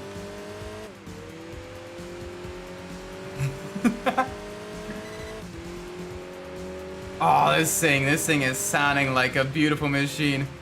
A beautiful way to end it off. A nice wet race on these Italian streets. Alfa Romeo versus Alfa Romeo.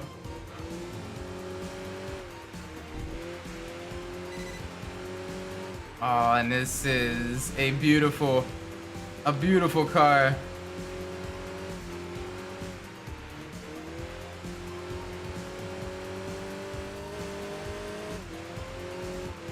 Oh, gotta be careful, gotta be careful, gotta be careful. There we go. Or into the cobblestones again. Brake at the 100-meter board because it is wet. Actually, we should probably brake a little bit later. Probably 75-ish meters. Yeah, 75 meters is probably better. 100 meters is too early. But yeah, like the Simcades do produce some really great fantasy tracks that produce some really good racing, as well as really, really nice picturesque landscapes as well. Like Dragon Trail in Gran Turismo 7 is absolutely gorgeous. Especially the seaside version where you're literally right alongside the coast. You got the beautiful, you know, mountains in the distance. Wonderful, wonderful, you know, looks and everything like that.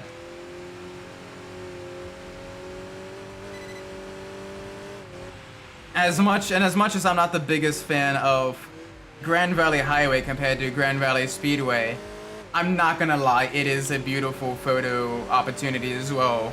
With the vistas and the wonderful sunsets and the curvy kind of public roads and everything like that. Kind of giving the vibe of a road rally. Same thing with like Sardegna Road Track with all the old European, you know, old European architecture combined with the modern wind farms and everything, giving a good, kind of a good juxtaposition of old and new in the Italian countryside. Just all that fun stuff. Are we really lapping them?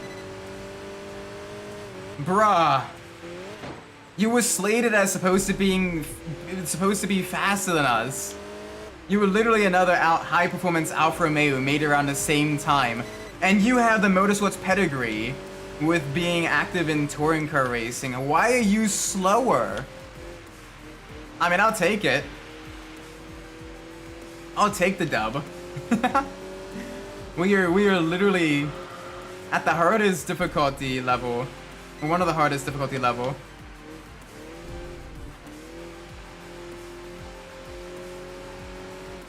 I mean, I'm not too sure.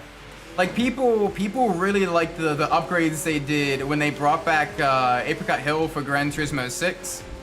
They widened the track a little bit. They added more going around, you know, more pit buildings, more grandstands here and there. They added, you know, lighting and other safety features as well. Like Marshall's posts and all of that. That really, you know, made the track feel more realistic. They could have done the same to Grand Valley. Give it kind of like the Formula 1 style safety features with the bright, you know, warning lights and notification systems. You know, make a towering pit building.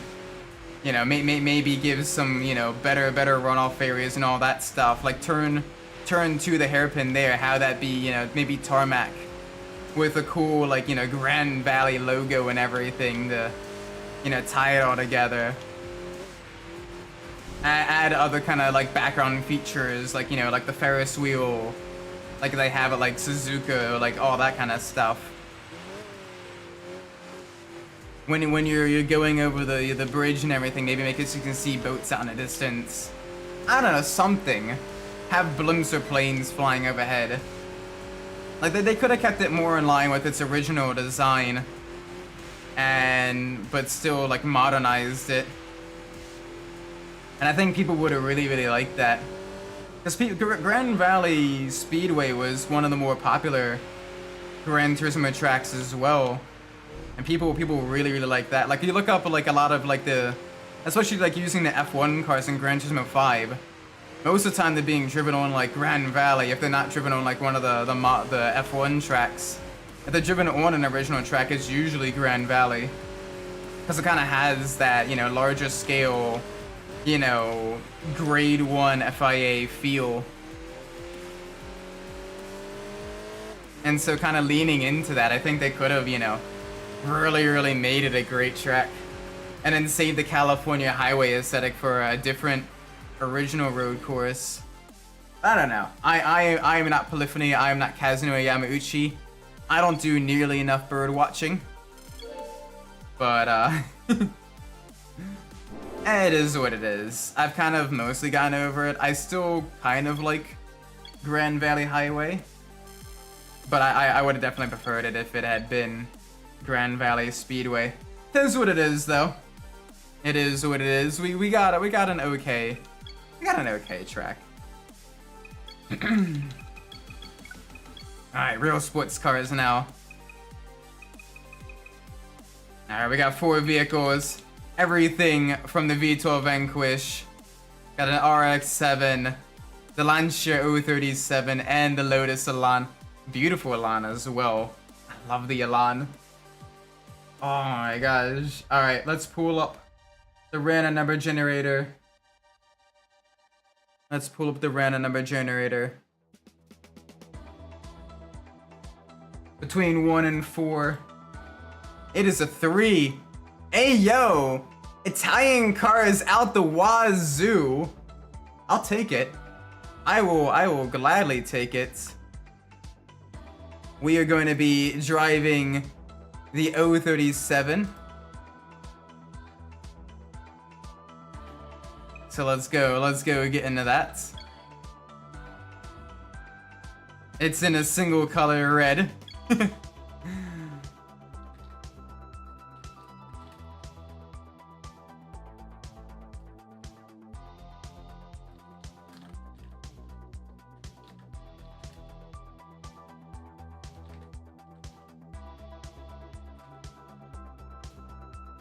Alright, yeah, our ranking stays the same. I gotta be a little bit careful though, This supercharged beast of a machine, this homologation special, will be a little bit tricky to drive. I'm gonna increase the rear camber more than the front because I know it's gonna try to step out for me. It's already got some rally tune as well, so I'm not gonna really adjust the acceleration too much. But yeah, this road-going version of the 037 is an homologation special designed to basically be super competitive in Group B, compete with the likes of the Audi Quattro. And oh my gosh. Alright, let's see what other rally cars we can be against in this Californian race. Another Lancia, the Delta Integrale, Evo 3, FB, the Savannah RX-7, the A110, and the 240Z. Some classic, some modern vehicles. Semi-modern, you know, Group A era. Yeah, actually having Grand Rally back in general is still really nice. This machine, based off of the Monte Carlo.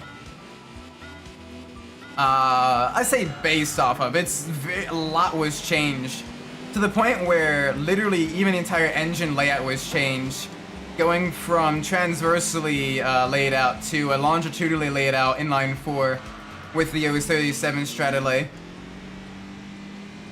Kind of a successor. It was more so kind of semi-based off of the beta Monte Carlo. Although, again, a whole lot was changed. It's got a monocoque, a central monocoque from the Monte Carlo, but a lot of the bodywork was changed. The front and rear subframes were upgraded. The body panels are made of Kevlar and fiberglass. Like, this thing was basically a road car designed to, you know, be ready for the high intensity, high speed nature of rally racing. I like the racing Reliant Robin. Honestly, that'd be kind of fun to see what that's like. Yeah. It got brand new tubular subframes on the central monocoque, which kind of saved cost a little bit, as well as made stage repairs a lot easier, as opposed to having a full-on monocoque. As you had it basically, you can have it much more modular design. We can replace a full-on system after like a rally stage, which especially for rougher stages like the Safari Rally or Rally Acropolis. Yeah, they were very lightweight. And you can see that there's some photos going on as well in certain stages.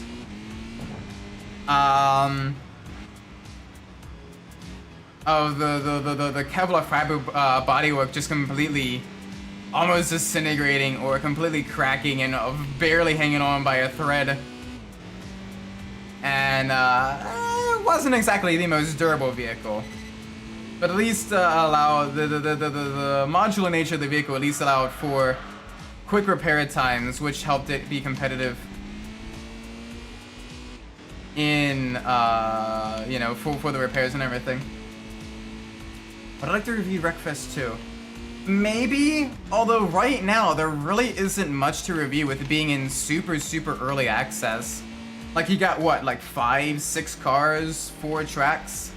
There isn't even like a career mode. You just barely have kind of online now. There isn't really much to talk about for the game. Like, yeah, they improved the sound, they improved the graphics, they improved the handling and everything like that. The damage model is even better, which is really cool from a technical perspective. But right now, there ain't much to do. And so you kind of, as much as I like supporting games that are in early access, like I think they should have cooked a little bit longer for this one. At least so they can have a little bit more content. But 'tis what it is. People seem to be enjoying it for what it is now and are enjoying the online mode, so props to them, keeping it alive and giving feedback. I would not personally. I'm not one to really like doing too much early access games, especially because there's sometimes a little bit of a lack of accountability for devs with early access, because they could be like, they could potentially have a perpetual early access and just never finish a game, and then you're kind of out of money because you kind of invest early and say, well, maybe it'll be a complete game later on, but that's kind of an inherent risk, you know? I also prefer doing more of like retrospective reviews when games are a bit more either at the end of their life or have been out for like a really, really long time. That way the kind of, you get to see the game in its final state, what the devs have done with it, and have those be more of a guide for what future devs should do. I'm not one for doing early access reviews as much, especially because, again, those reviews do become considerably outdated as soon as there's another big update. Which is also why I don't really like reviewing like live service or continuous live service games like iRacing and stuff like that, because, again, things change so much and things can continue to change. So what might be an accurate review in, 2025 may be entirely wrong or be completely misleading in 2026. So you either milk that content and continue to make the same, updates to the review and everything like that, which I personally find is a little bit scummy. Or you make shorter content review updates, which require a quicker turnabout and means you get less time to kind of sit and think about how actually good the content is as well, because usually with those, you gotta be like right on the ball. As soon as that new content comes out, you gotta be purchasing that content, and it's just not fun. Neither way is really fun. So, I don't know, those aren't the type of reviews I particularly like.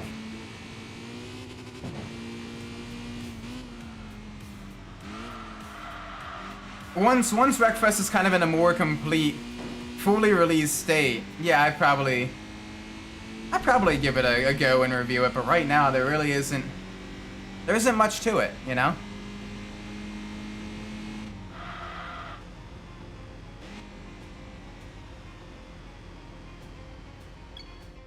There we go, that was a good victory.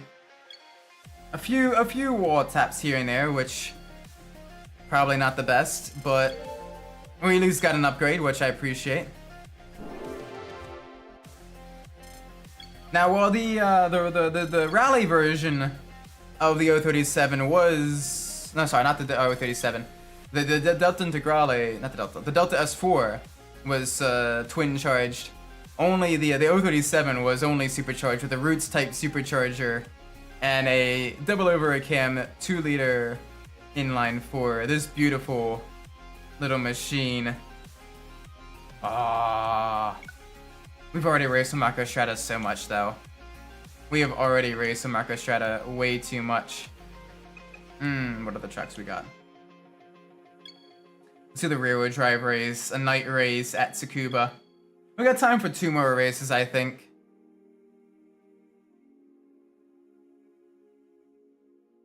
Now this thing, stock, gets to 0 to 60 miles an hour in about 7 seconds, which is quite quick for the time.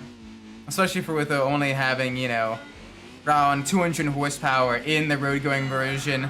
A bit detuned from the racing version, but still quite quick because of its lightweight chassis. And it's a very rare vehicle as well, with only just over 200 models produced. And a bit fewer surviving to this day. But it's got nice lightweight agility, wonderful maneuverability as its key features. So this thing is still a decent track weapon. Very sporty, very, very solid and nice twisty corners. And it is a tarmac racing monster with its agility. Doesn't quite have the aero components as the 037 did either. You're missing the rear ducktail spoiler or the front splitter. But it is still a wonderful vehicle. And you can hear the little inline 4, very high revving little 2-liter engine. We can tear up these tight tentacle tracks because that is exactly what this vehicle is designed for.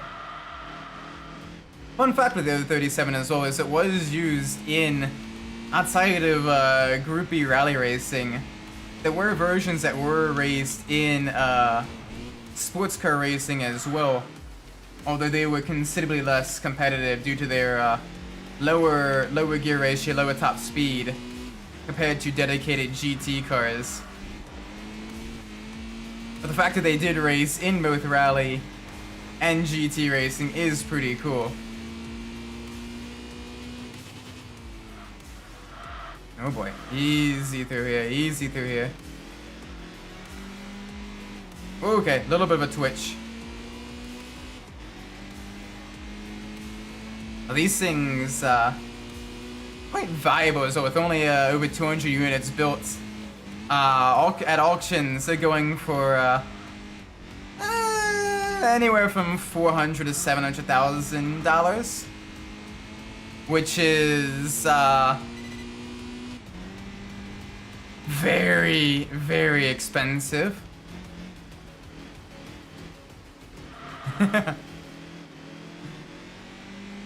Very, very, very, very pricey.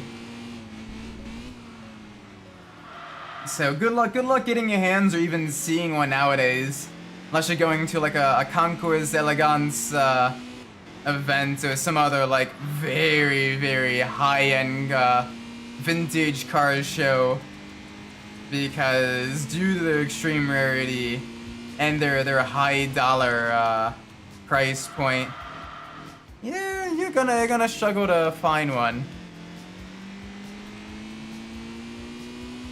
Plus, if you're a US peep, they're gonna be even rarer as they weren't sold in the US due to emissions regulations at the time. Some have been imported, but I mean, you're talking like maybe 1 or 2, maybe 3 of like 200. Like a very small number, basically nothing. If you see one in the States, you have basically seen a unicorn or a kit car. Either way, take a picture.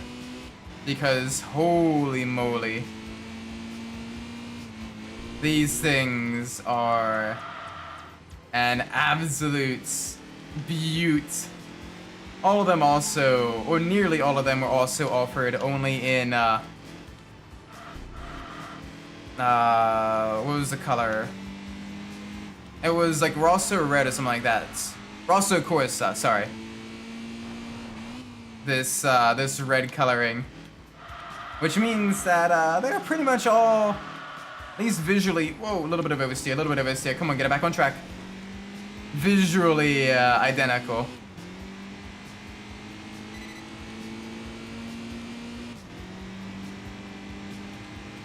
Although, there are reports of some people respraying them when either converting them to rally spec or during restorations. Which on one hand, it makes me wonder, for such a rare vehicle, by changing it to a different color,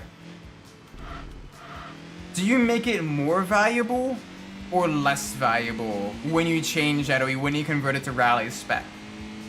Like, if you have the documentation and everything of what you've done to the car, because it's even more of a rarity, is that more valuable?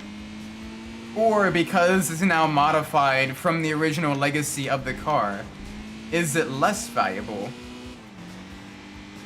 I always wonder that, because for some vehicles, it depends on the vehicle and what kind of value you can expect from that. Some vehicles, the modifications and everything, especially if they're done by a reputable manufacturer, cause the value to absolutely skyrocket.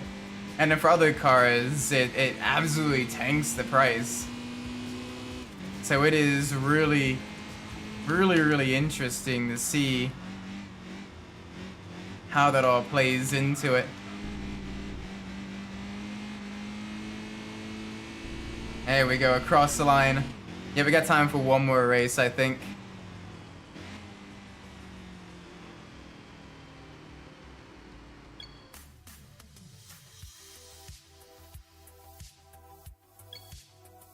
Oh man, this thing was an absolute beaut though.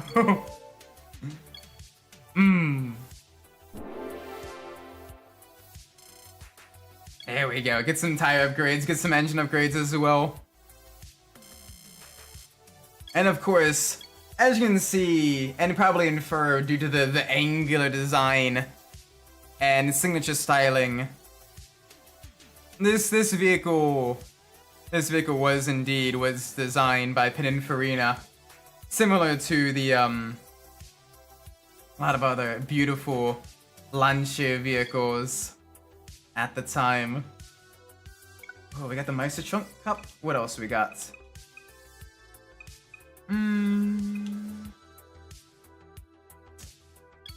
Let's do the midship meeting. This will be the last race of the night. We even got a Ford GT here. Racing on these British streets.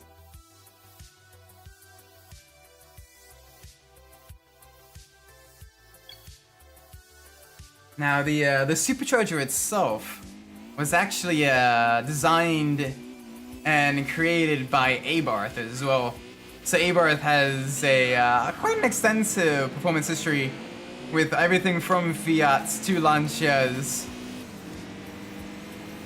to even some Auto Bianchis as well. So it is cool to see, you know, the performance history of the Abarth. Kind of the little fingerprints here and there. And it is the wonderful supercharger one. You can't really hear it too much in this game. They didn't do the best job with the supercharger sound, which is a bit unfortunate compared to the turbo sounds. Turbo sounds are a lot better in this game. But still, it is a wonderful machine.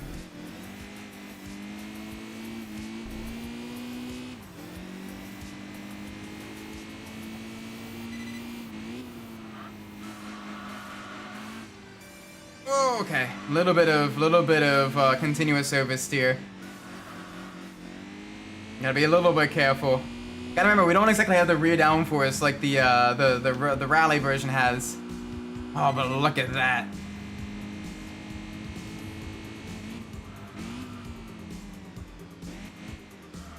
Alright, careful, careful, careful, careful.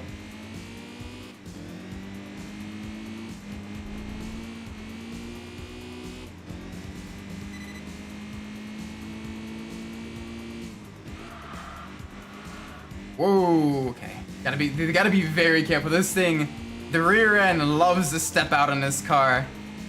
So we gotta be a little bit careful. Alright, back to the left.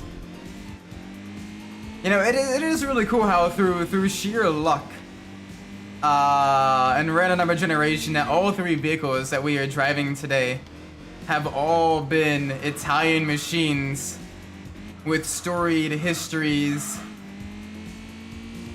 and wonderful, wonderful, beautiful, visceral, and memorable designs.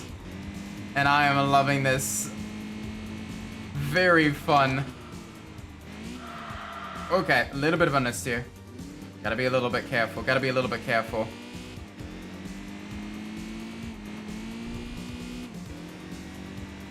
Okay. Alright, down a gear. Alright, we're good, we're good, we're good.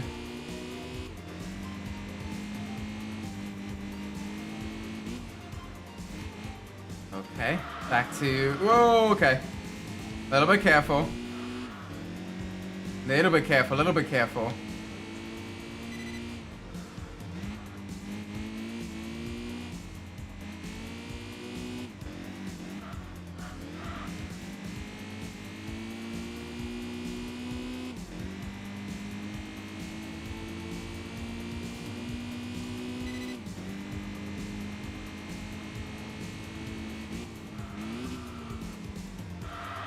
We're down the gears. Gotta be a little bit careful here. This machine is a wonderful machine.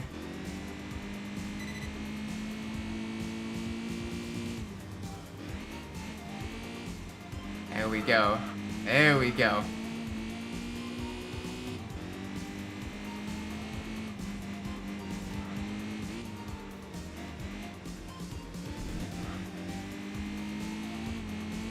Alright, not much further. Not much further. Only a little bit more than 2 laps to go. Let's tackle these British streets. It almost feels, with its tight corners and short straights, it almost kind of feels like a rally super special stage where you're sandwiched between walls, especially with this hairpin here in the stadium section of the course, where you get the massive wall of fans just watching you go through the tight hairpin. Elements of the Long Beach Grand Prix circuit there with its final hairpin. Oop, gotta be careful. Looked away just for a split second.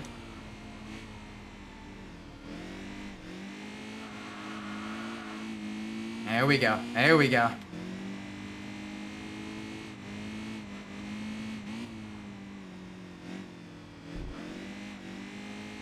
Okay.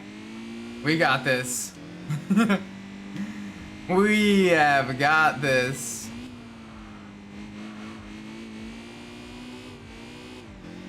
Whew. Easy.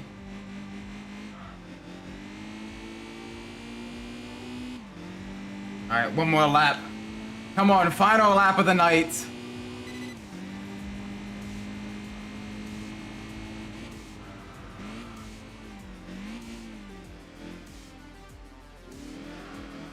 Oh boy, there we go.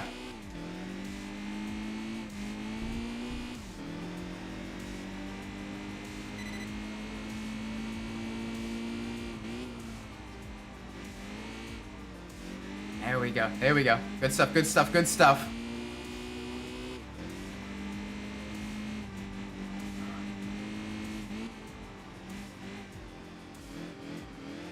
Ooh. Alright, we're good. We are golden. I think. Actually, we are not golden. We are bright Rosso Corsa red. On Kevlar components. Yes!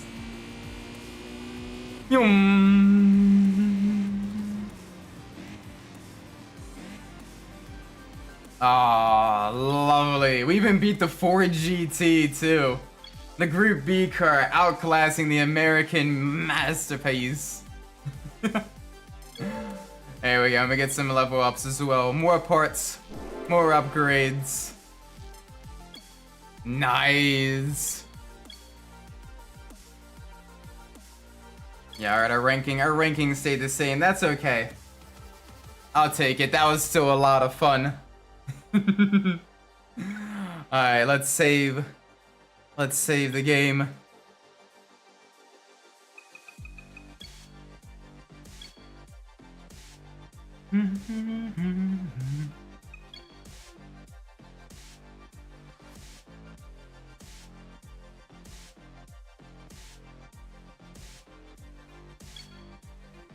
Okay.